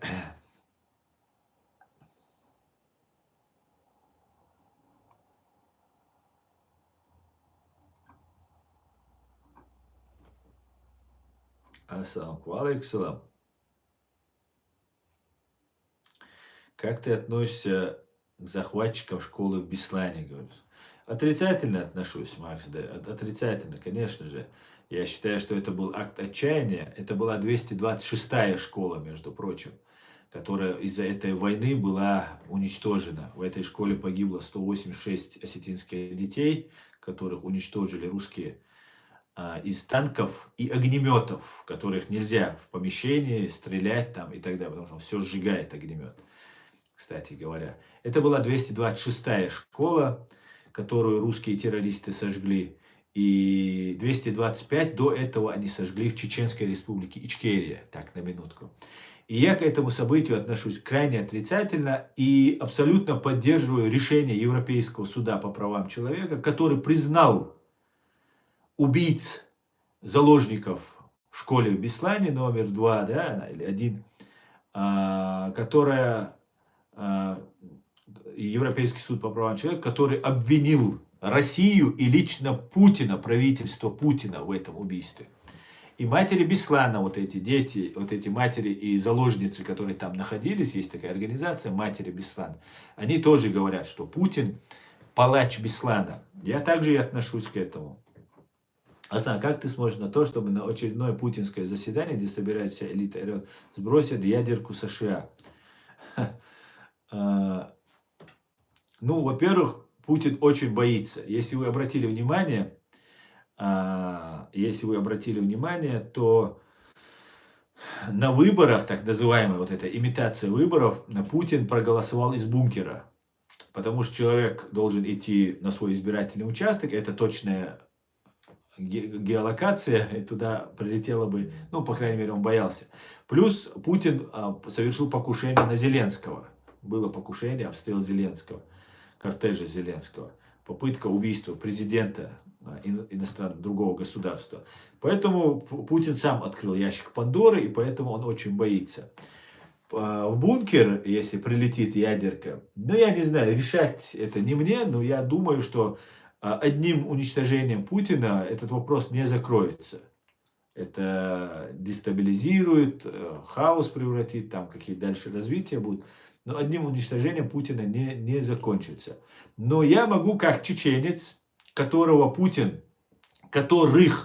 Путин, чеченцев, призывал уничтожать в сортире, за то, что мы хотим жить отдельно, называя нас террористами, я могу ответить Путину, Патрушеву и всем остальным тем, чем они нам грозили. Я желаю Путину быть замоченным в собственной луже, в своем собственном сортире. Лучше не собственном, а общественном где-нибудь там, привокзальном там, сортире, чтобы он был замочен. Я вот что желаю Путину и остальным. И, ну, еще лучше, я бы хотел, чтобы был суд над ними. Чтобы его взяли живым, пленили и привезли в суд. И его, я думаю, сами русские пленят и выдадут, как Слободана Милошевича сербы выдали. Также его, я надеюсь, выдадут. Как-то так, я считаю.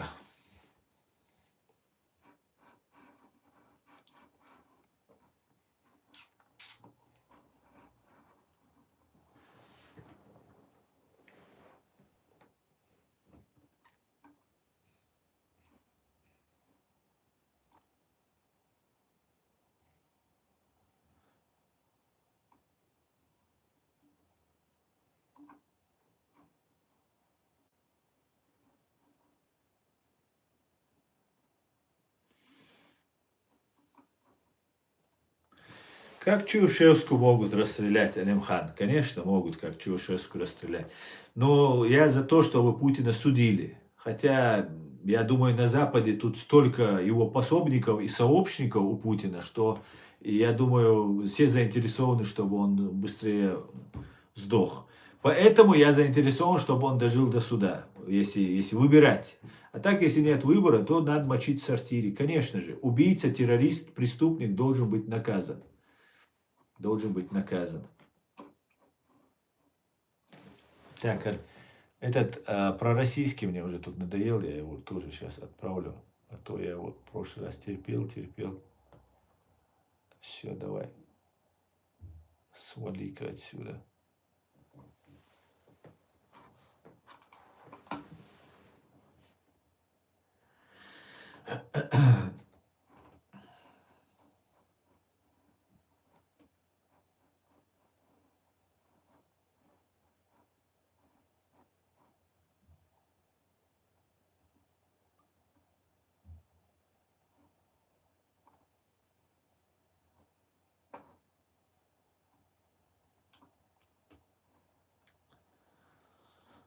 Что такое шерсть? Что ты вкладываешь в слово шерсть?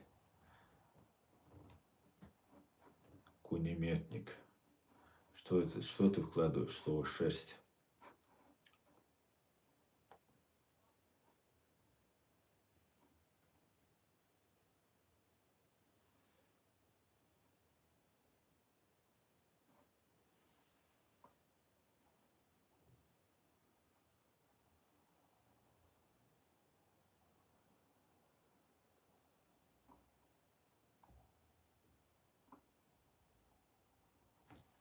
Нервы сдают, говорит. Нет, наоборот, знаешь, я вчера разговаривал с одним человеком и пообещал ему вообще не нервничать, вообще не ругаться, а то тут вы мне комментарии, ну, они специально мне пишут, а мне нравится с ними припираться, ругаться. Вот такой у меня характер, да. Война — это моя стихия. И Но это как бы вас-то не видно, мне объясняют вчера. Говорят, тебя не видно, их не видно, что они тебе пишут. Видно, что ты на них ругаешься. Это как бы это вредно нашему делу общему. И на самом деле я от этого получаю удовольствие. Мне нравится. Я не собирался здесь становиться таким объектом главного внимания и там доносителем, единственным честным источником информации и анализа этой информации. Не планировал, честное слово. Просто хотел немножко помочь своему сопротивлению, своему народу. И я для себя это как бы больше, я люблю получать удовольствие, да, от общения. И на самом деле я получаю, когда ругаюсь, когда я вам объясняю, кто вы такие, когда вы меня тут оскорбляете. А оскорблений тут просто огонь, вода сплошная просто потоком идет. И он говорит, ну, тебя не видно, и их не видно, только видно то, что ты говоришь. То, что они пишут, там никто не видит и не слышит, а тебя видно. И поэтому я ради дела, говорит, нужно держать себя в руках. Да я-то, в принципе, держу, мне это просто самому нравится, понимаете? Но ради дела теперь мне придется подбирать слова. Буду очень деликатен и буду полностью игнорировать вот эту шерсть, которая мне пишет.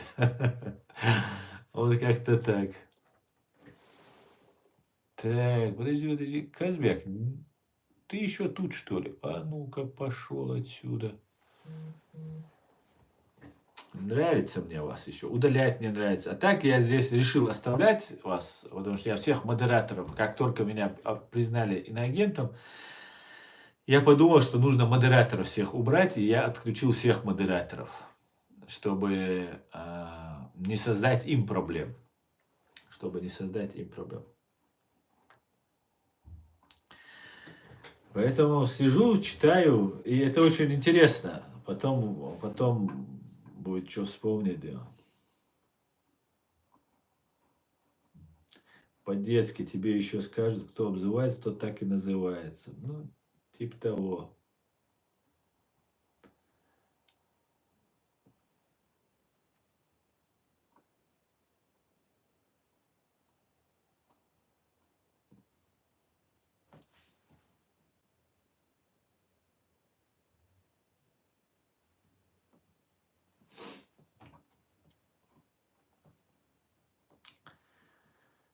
Как ты относишься к русским? Владимир, я отрицательно отношусь только к имперцам. Для меня нет хорошей, плохой нации. Есть только фашисты и имперцы, которые пьют мою кровь и кровь моего народа 400 лет. Если русский не является имперцем и не претендует на мою землю, которая 1000 лет моя земля, у меня нет никаких проблем с этим русским. Наоборот, я говорю на его языке, я прекрасно знаю его менталитет, мне даже будет легче с ним разговаривать, чем с каким-нибудь французом или даже немцем. Хотя с немцами я тоже очень хорошо нахожу язык, да, очень хорошо.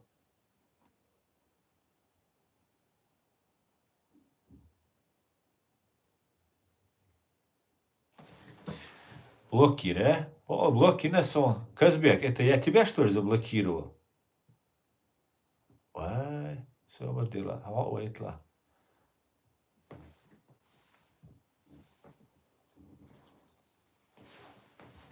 Купить можно, купить ичкерийский флаг можно купить, где там, Алиэкспресс, где они там продаются.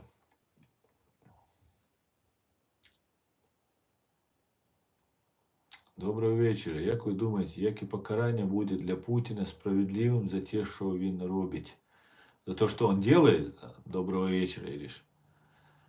Ну, пожизненное лишение свободы – это максимум, что в цивилизованном мире предусмотрено.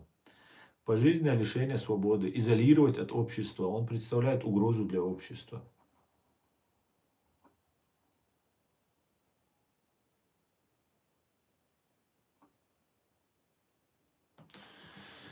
Так, здрасте. Здрасте. Это же бессмысленно просто читать оскорбления. Расскажи что-нибудь интересное. Да, Ольга, давайте расскажу. Задавайте вопросы. Мы уже сколько в эфире, друзья? Мы уже 90 минут, 1,5 часа в эфире, друзья.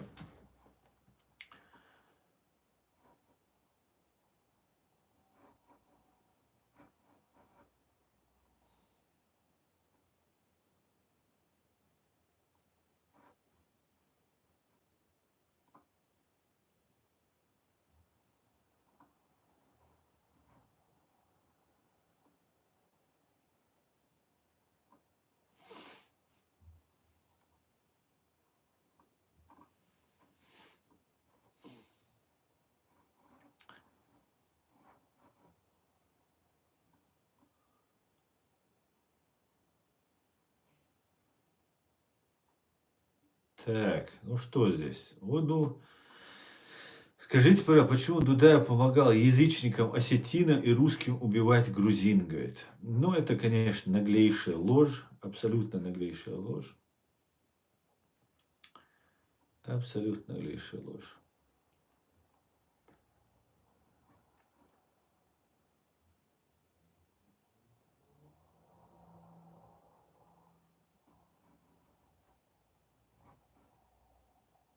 Что для тебя Родина?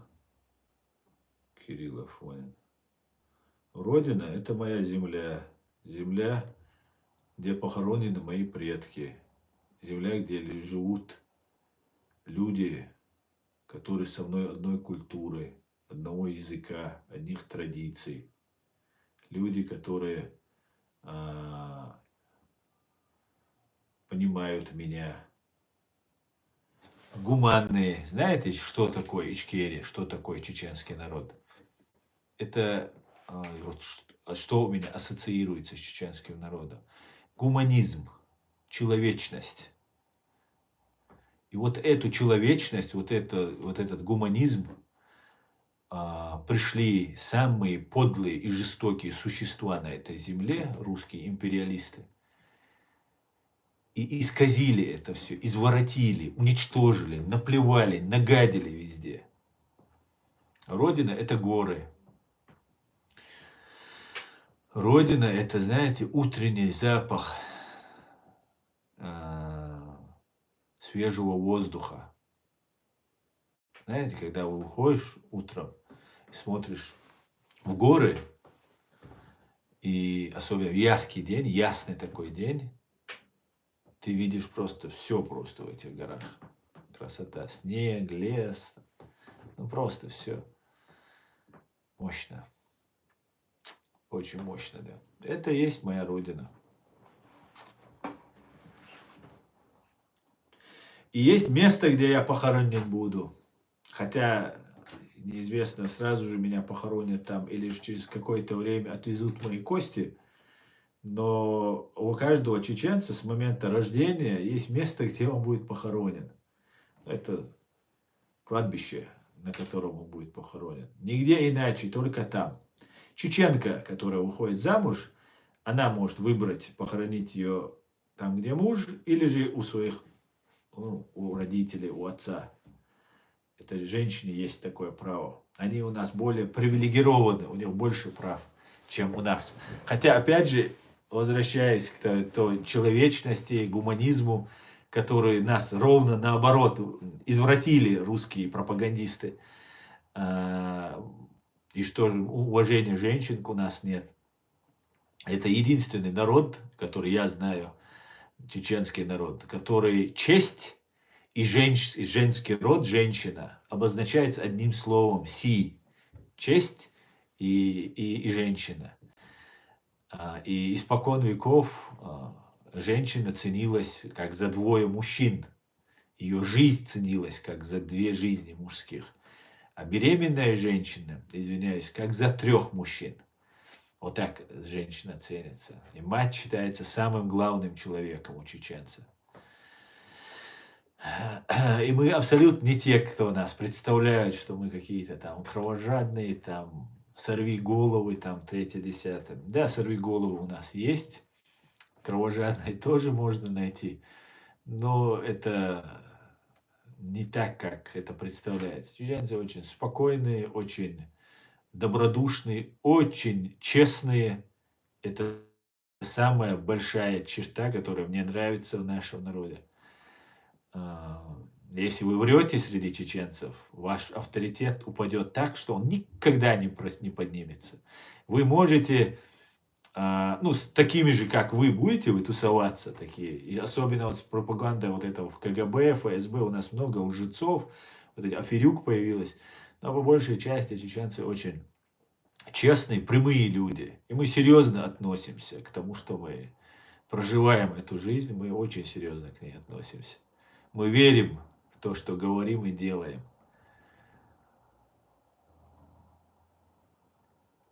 Валейкум салам, Исмаил. Если так пойдет, то в России будет голод, чуть ли друг друга жрать будут. Только что посеешь будет им. Маждат. Да, именно так. России будет голод. России будет очень тяжелое экономическое положение, скажем так. Критически тяжелое будет экономическое положение. И будут провокации, теракты, как ФСБ будет делать, так и сами добровольцы, там русские разные силы, которые хотят свергнуть вот эту КГБшную систему. Они будут дальше продолжать. Мы будем это наблюдать, мы будем вас оповещать об этом, рассказывать вам. Ну вот, как-то так-то. В какой ты сейчас стране? Я в Германии живу. Я живу в Германии.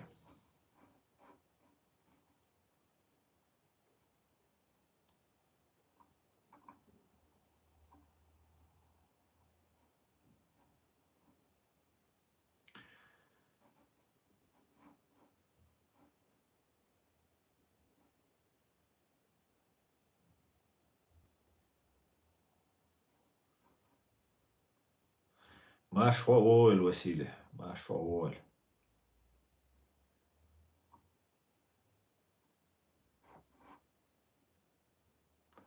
Слава Украине, слава ЗСУ, Тамаз, героям слава.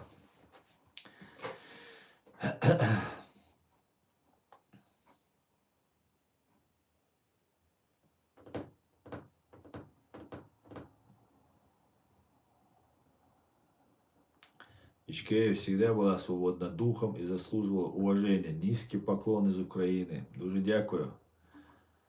Слава Україні, слава ЗСУ. Тому дику, усе, дал бухаста.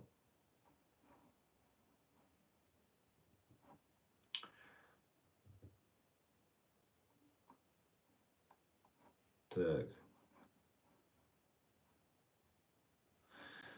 Назир Сулейманов. Это, я так полагаю, кавказский подхолопец, да? Подхолопный. Назир Сулейманов задает мне такой вопрос. Чечня хотела отделиться, и ей помогал Запад. Донбасс хотел отделиться, и ей помогала, ну, наверное, ему помогала Россия. В чем разница? Разница в том, Назир, что Чеченская республика Ичкерия – это исконно чеченская земля. Там живут люди, говорящие на чеченском языке. Донбасского языка не существует. Более того, Чеченская республика Ичкерия объявила о своем суверенитете и независимости после того, как на законных основаниях, без всяких липовых референдумов, которые есть, на самом деле провела настоящий съезд еще в 90-м году чеченских представителей, что приравнивается к референдуму. Это были выборщики, представители чеченского народа, которые собрались в 90-м году. И выход из объявления независимости и избрания себе президента и парламента произошло без нарушения международного права, советского законодательства, всех трех конституций советских, сталинской, ленинской и последней редакции. Исконно 1000 лет эта земля чеченцев. И в отличие от тебя, подхолопного, мы, чеченцы, продолжаем бороться желаем бороться за свою свободу. Донбассчане не проявляли инициативу отделения. И потом, когда мы отделялись, вернее, когда мы не отделялись, мы никогда не входили в Российскую Федерацию. Советский Союз перестал существовать, мы объявили о своем суверенитете и стали жить себе. Выбрали президента, парламент. И после этого, когда мы просили помощи у Запада, нам какую-то помощь, никаких военных танков, армии, отпускников, с военторга, с оружием, никого нам Запад не присылал. Запад просто разрешал нам на своих площадках говорить правду и доносил эту правду. Он нам не ограничил, он нас не называл террористами, сепаратистами, как это делали вы. Вот это вся была помощь Запада. И огромная благодарность за это даже, то, что было. А на Донбассе жили себе, ничего не предвещало беды. После того, как Гиркин зашел, поджег фитиль войны, как он говорит, люди, которые никакого отношения не имеют к этой земле, которые заселены были после того, как местные жители были убиты голодом, холодом, были заселены потомки НКВДшников и вообще разных бомжей со всего Советского Союза, которые заселили, они посчитали, что они могут теперь предать свою родную страну. Заметь, Украина не развалилась, нету никакого донбасского языка, нету никакой донбасской нации, народа. Это самый настоящий сепаратизм, отделение от чего-то цельного. А мы не были сепаратистами. Мы соблюдя все законы после того, как Украина, РСФСР, все страны, все остальные республики объявили о своей независимости, мы точно так же по факту прекращения существования Советского Союза объявили. Вот как я тебе. И я думаю, тебе полезно бы знать, перестать быть таким халдеем у холопов. Понимаешь? Так слишком не нужно подмазываться, да? Ну и немножко, конечно, полезно быть грамотным. Нужно изучить вопрос. И не будешь выглядеть таким вот неумным.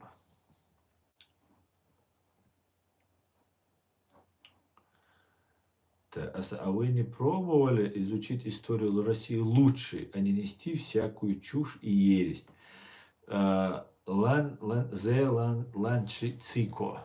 Я достаточно знаю историю России, с учетом того, что истории России как таковой настоящей не существует. И вашу историю можно изучать только по источникам ваших соседей. Вашу историю верить вообще нельзя. Вот от слова совсем просто. Напрочь вам верить нельзя, вашей истории. Потому что как такового русского народа не существует. Это искусственное несколько народов, объединенных в один народ. Как и язык искусственный у вас создан. Поэтому мне, чеченцу, не нужно рассказывать, изучать чью-то историю. У меня в генетике своя история, и мы знаем, что в вашей истории веры нет. Понимаете? У вас нет истории. Если у вас была бы история, ваши КГБшники, ваши хозяева не пошли бы на Киев брать украинскую историю, Киевской Руси историю. У вас нету истории. И у вас слишком много лжи из вот этой последней истории, что имеется. Столько лжи, что просто можно с ума сойти. Добрый вечер, Запорожье. Добрый, Ирина, добрый.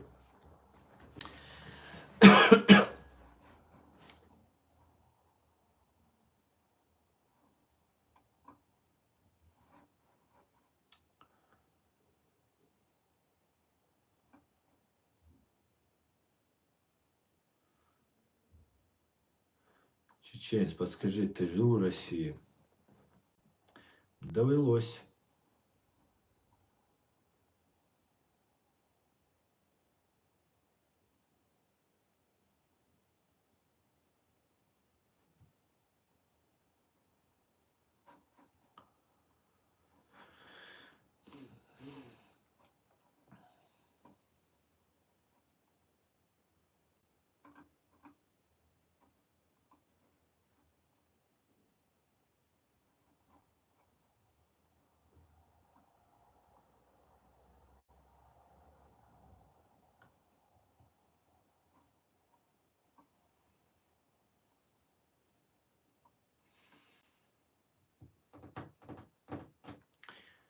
Шамиль Гангстер говорит, правду говоришь? Рад, что тебе понравилось.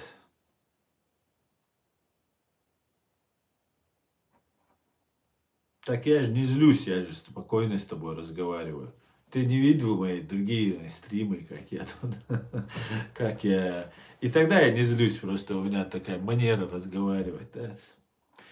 Так, у нас еще полчаса есть, давайте я посижу полчаса с вами, да.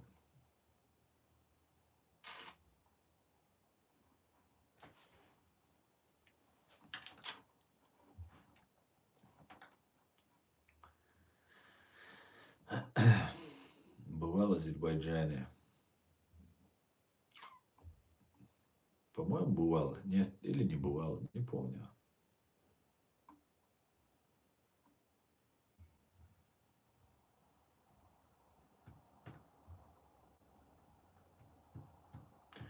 Привет передаю, привет.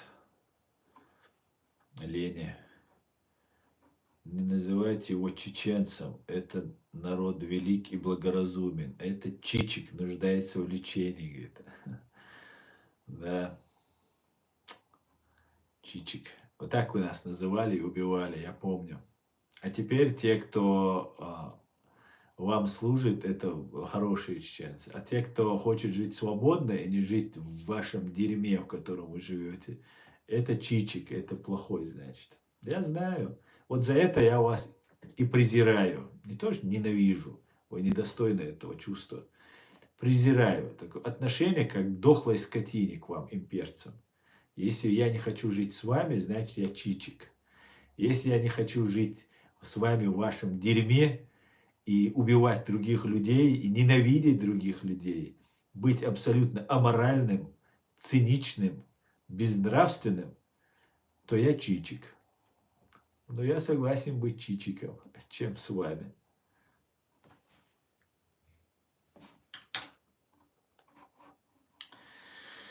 Так. Машалла, Шишан, машалла.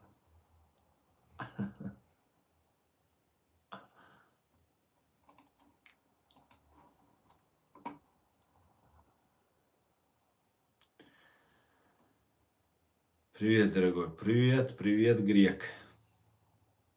Ты мой брат, ассалам. Ва алейкум ассалам.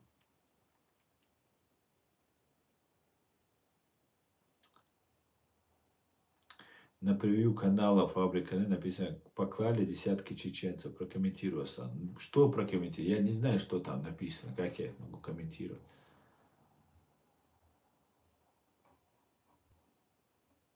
Здравствуйте. Скажите, пожалуйста, как вы считаете, может ли РФ полностью закрыть границы для выезда? Конечно, может, Герман. Что значит, может ли она закрыть? Конечно, может. Да, конечно, если вы на плоте где-то там, или там, я не знаю, на дроне, или на воздушном шаре попробуете пересечь границу, вы сможете, я думаю, найдете лазейку и сможете сбежать. А так официально перекрыть границы и все здесь, конечно, может. Почему нет? Очень даже может.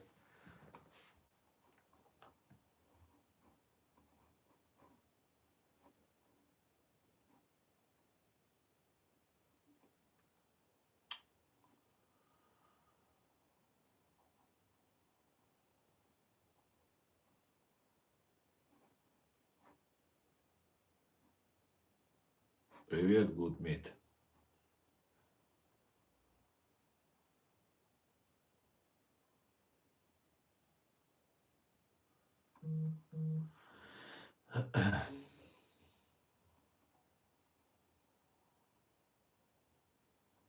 Это про рейды в Белгород. Да? Кого они, кадыровцев убили или наши погибли? Я не могу понять. Кто там? Делер Саламаш, вот Адам Гала, Галлар Махкаруи, и умш моя здесь, Саканали, Хауш Бушун, Ашвик Саламаш, Лешун, проблем Ширишун. Пожалуйста, все, кто находится в фашистской России, о своей безопасности, пожалуйста, заботьтесь. Очень, мой канал полностью под контролем. Лерлук Адам. Просто на всякий случай, он умах идутся босс, а грязи не реально. А просто, чтобы вы знали, я вновь напоминаю, пожалуйста, Ваша безопасность, ваша рука, друзья. Не говорите, где вы, не говорите своего имени. Будьте осторожны.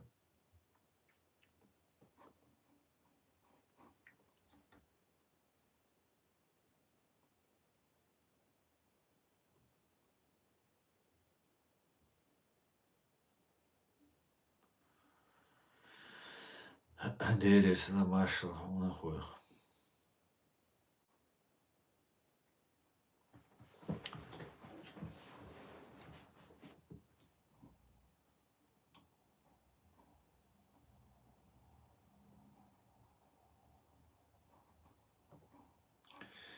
Почему началась война в Чечне? Вторая русско-чеченская, первая война началась для того, что, ну и первая, и вторая, она была рассчитана на то, чтобы так,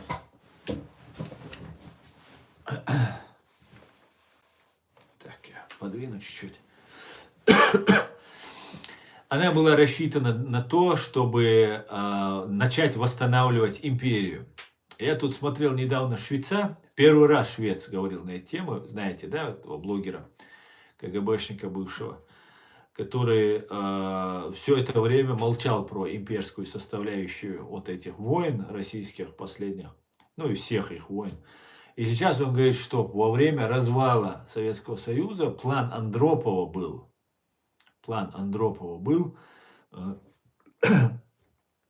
поделить вот эту всю советскую собственность между КГБшниками, то есть захватить нашу собственность, которую наши отцы и деды, 3 поколения, не имея ничего собственности, добывали, КГБшники между собой должны были поделить и превратиться в новое дворянство, неодворянство. Они поняли, что они не конкурентоспособны, и они решили стать вот новым дворянством.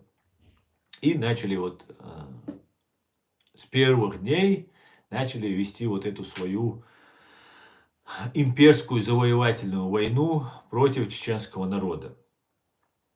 И начали воссоздавать советско-фашистского типа новую империю. И вот первая война началась, когда русские вписали в свою конституцию незаконно нашу страну. При всем при том, что даже по их законам новым нужно было подписать с ними федеративный договор, который мы не подписывали. Приватизации, вот это разделе имущества советского мы тоже не участвовали. Ну, короче, ни в выборах президента у них, ни парламент, ни в чем мы не участвовали. Первая Чеченская республика была, это Чеченская республика Ичкерия, откуда вывели войска советские. Это июнь 92 года. Это первая республика, откуда вывели войска. Фактически это признание, если вы выводите свои войска, что вы независимы. Ну, потом нужно было набраться сил, сперва показать, и там такая сложная задача была, нужно было еще Западу понравиться. Западу сдавалось биологическое, бактериологическое оружие, рассказывалось, что мы атомное сдадим, что мы хорошие, там уже все, рассекретим все архивы КГБ, привлечем всех к ответственности. Все это было, все это не исполнилось. Ну, некоторые вещи, которые американцы успели схватить, что касалось американцев, это ядерное оружие, биологическое, бактериологическое, это удалось взять под контроль. И то, я думаю, не все, потому что там обязательно КГБ что-то там спрятало, утаило и так далее. И вот, ну, напали на нас в первую войну. Первую войну мы выстояли, Россия была несостоятельна, у нее не было ни денег, ни политической, ни другой поддержки, ни информационной.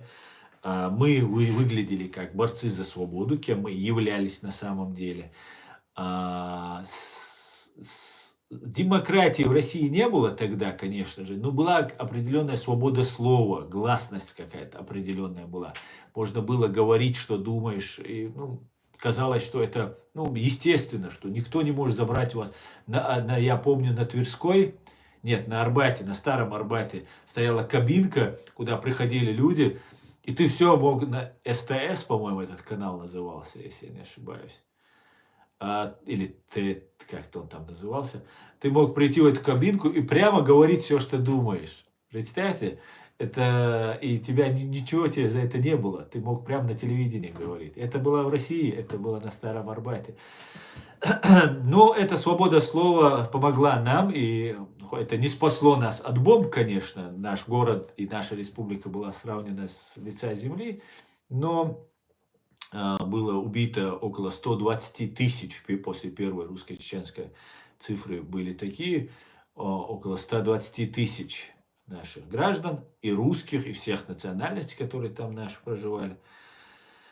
Русским мы дали пинка, они ушли, и они решили выйти, дискредитировать нас, потому что борьба, национально-освободительная борьба, герои национально-освободительной борьбы, их победить невозможно, понимаете?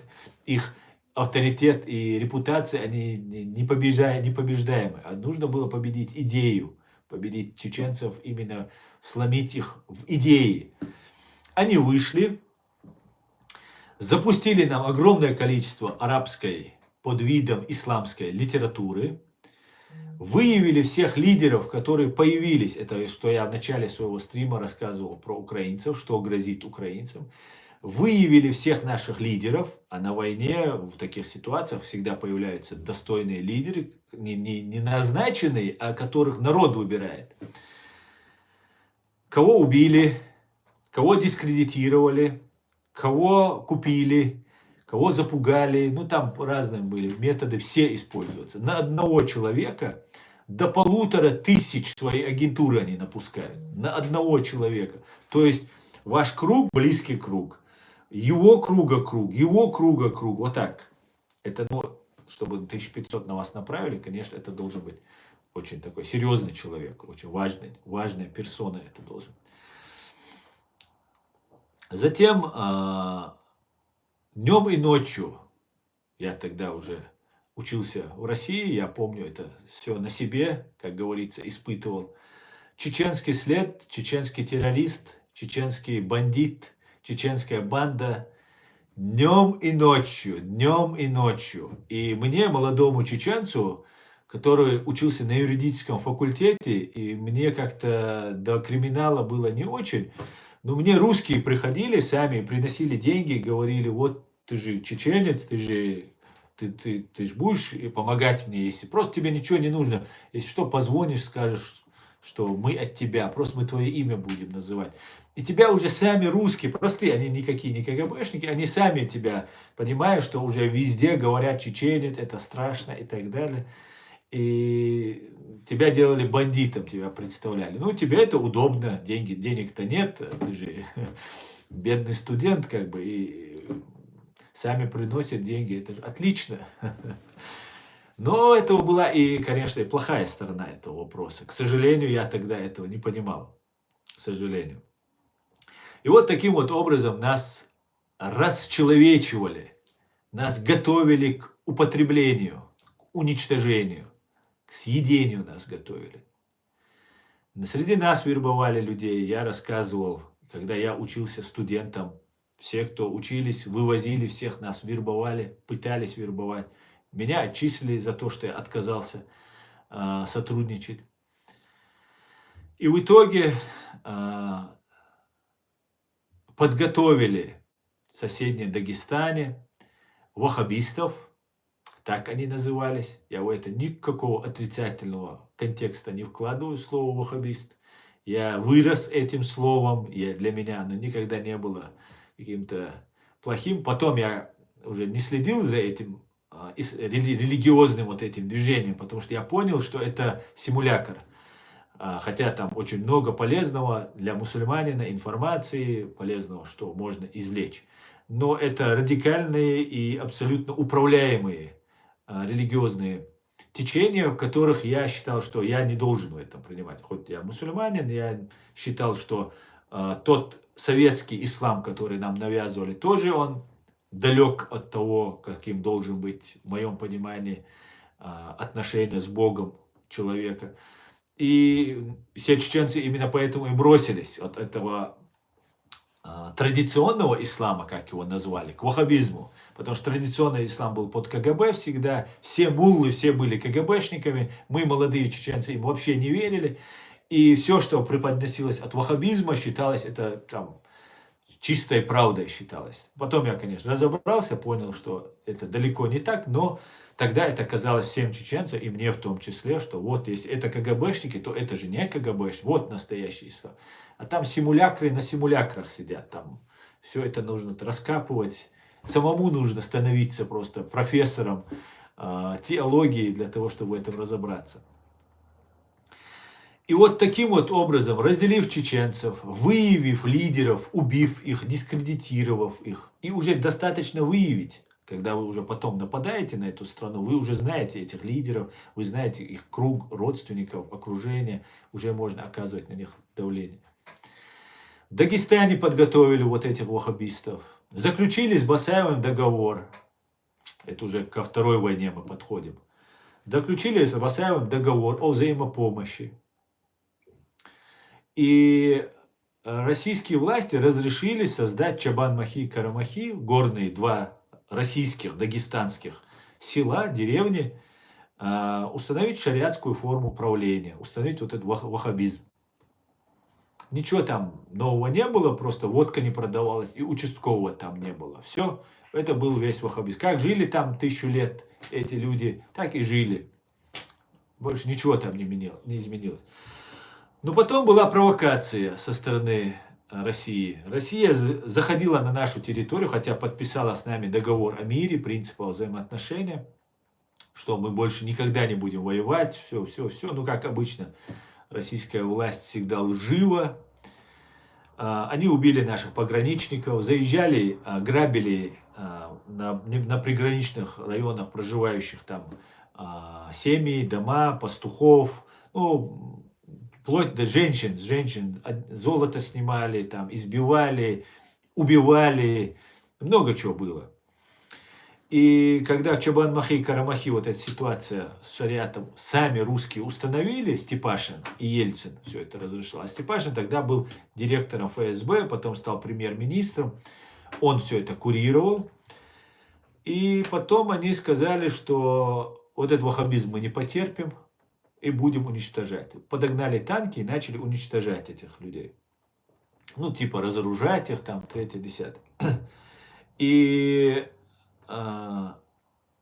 они попросили о помощи у Шамиля Басаева. Ну, так как русские уже нарушили договор, убили наших пограничников, неоднократно заезжали на нашу территорию. Басаев как доброволец, как Гиркин пошел в Донбасс, как доброволец, хоть он был офицером ФСБ, но он пошел добровольцем. И это не является казусом белли.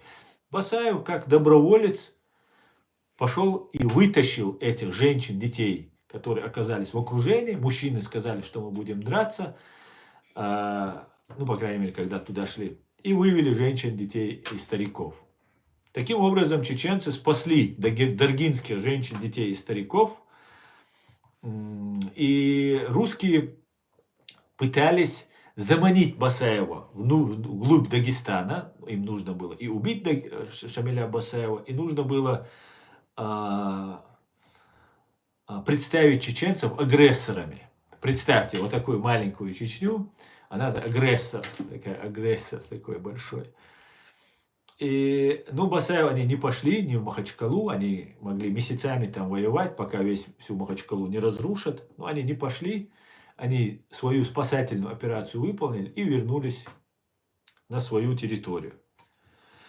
Наш президент Масхадов публично заявил, что государство Ичкерия не имеет отношения к этой спасательной операции, что это чисто инициатива Басаева и добровольцев. И все, на этом заканчивается.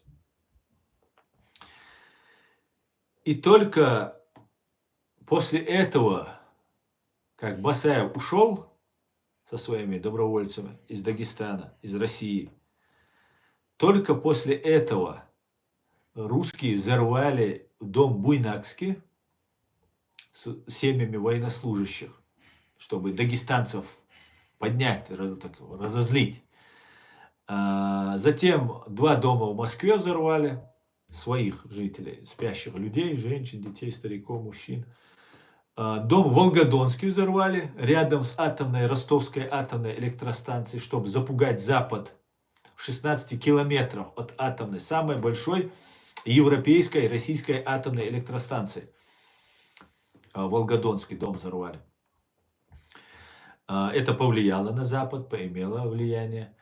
И была попытка, еще говорят, была попытка еще одного дома в Москве, об этом нам немного чего известно. И вот при попытке, скажем так, 5-го подрыва дома в Рязани были задержаны, уже заложили бомбу, ушли, потом, когда пытались скрыться, их вычислили на квартире, местные менты и рязанские задержали, и выяснилось, что это ФСБшники, которые звонили в Москву на конспиративную квартиру, на ФСБшную конспиративную квартиру.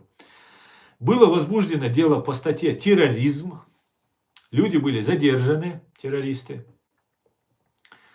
Была проведена экспертиза, экспресс-экспертиза на взрывчатку. Выяснилось, что там гексоген, взрывчатка.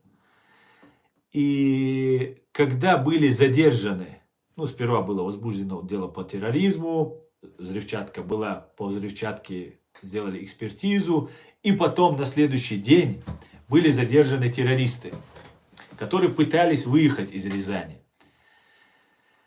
И когда их задержали, проходило на следующий день в Москве совещание слабовиков, где они заявили, где был такой террорист и бандит, скажем так, не мужчина и не офицер Рушайло, министр МВД, который заявил, что нами предотвращен теракт и задержаны террористы. И как только он это сказал, Николай Патрушев, русский Фредди Крюгер, директор ФСБ на тот момент, вышел в коридор и журналисту своему какому-то сказал, это не был взрыв, это были учения, там не было взрывчатки, а был сахар. С тех пор рязанский сахар, чеченский след превратился в рязанский сахар. Везде искали чеченцев, везде там терроризировали чеченцев и так далее. И так далее. И это произошло 2, я путаюсь цифру, 22 или 23 сентября. И в этот же день Путин выступил и сказал, в сортире поймаем, в сортире замочим террористов. То есть задержали ФСБшников, вы по статье терроризм возбудили дело, выявили гексоген. Потом Патрушев говорит, что этого не было, что это не гексоген, никакого терроризма не было, никаких взрывов не планировалось. И Путин говорит, что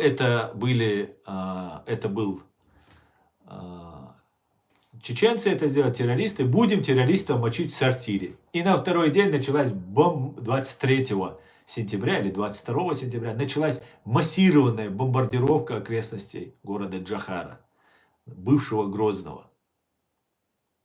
Таким образом, началась вторая русско-чеченская, уже массированно началась. Началась она, когда они еще в 98-м, 9-м нарушали границу, заходили, убивали людей, похищали, там, скот угоняли, убили наших пограничников и так далее, и так далее, и так далее. Вот так началась и Первая, и Вторая война. И нас выставили на весь свет террористами, бандитами. И весь свет знал, самое главное, русские это знали.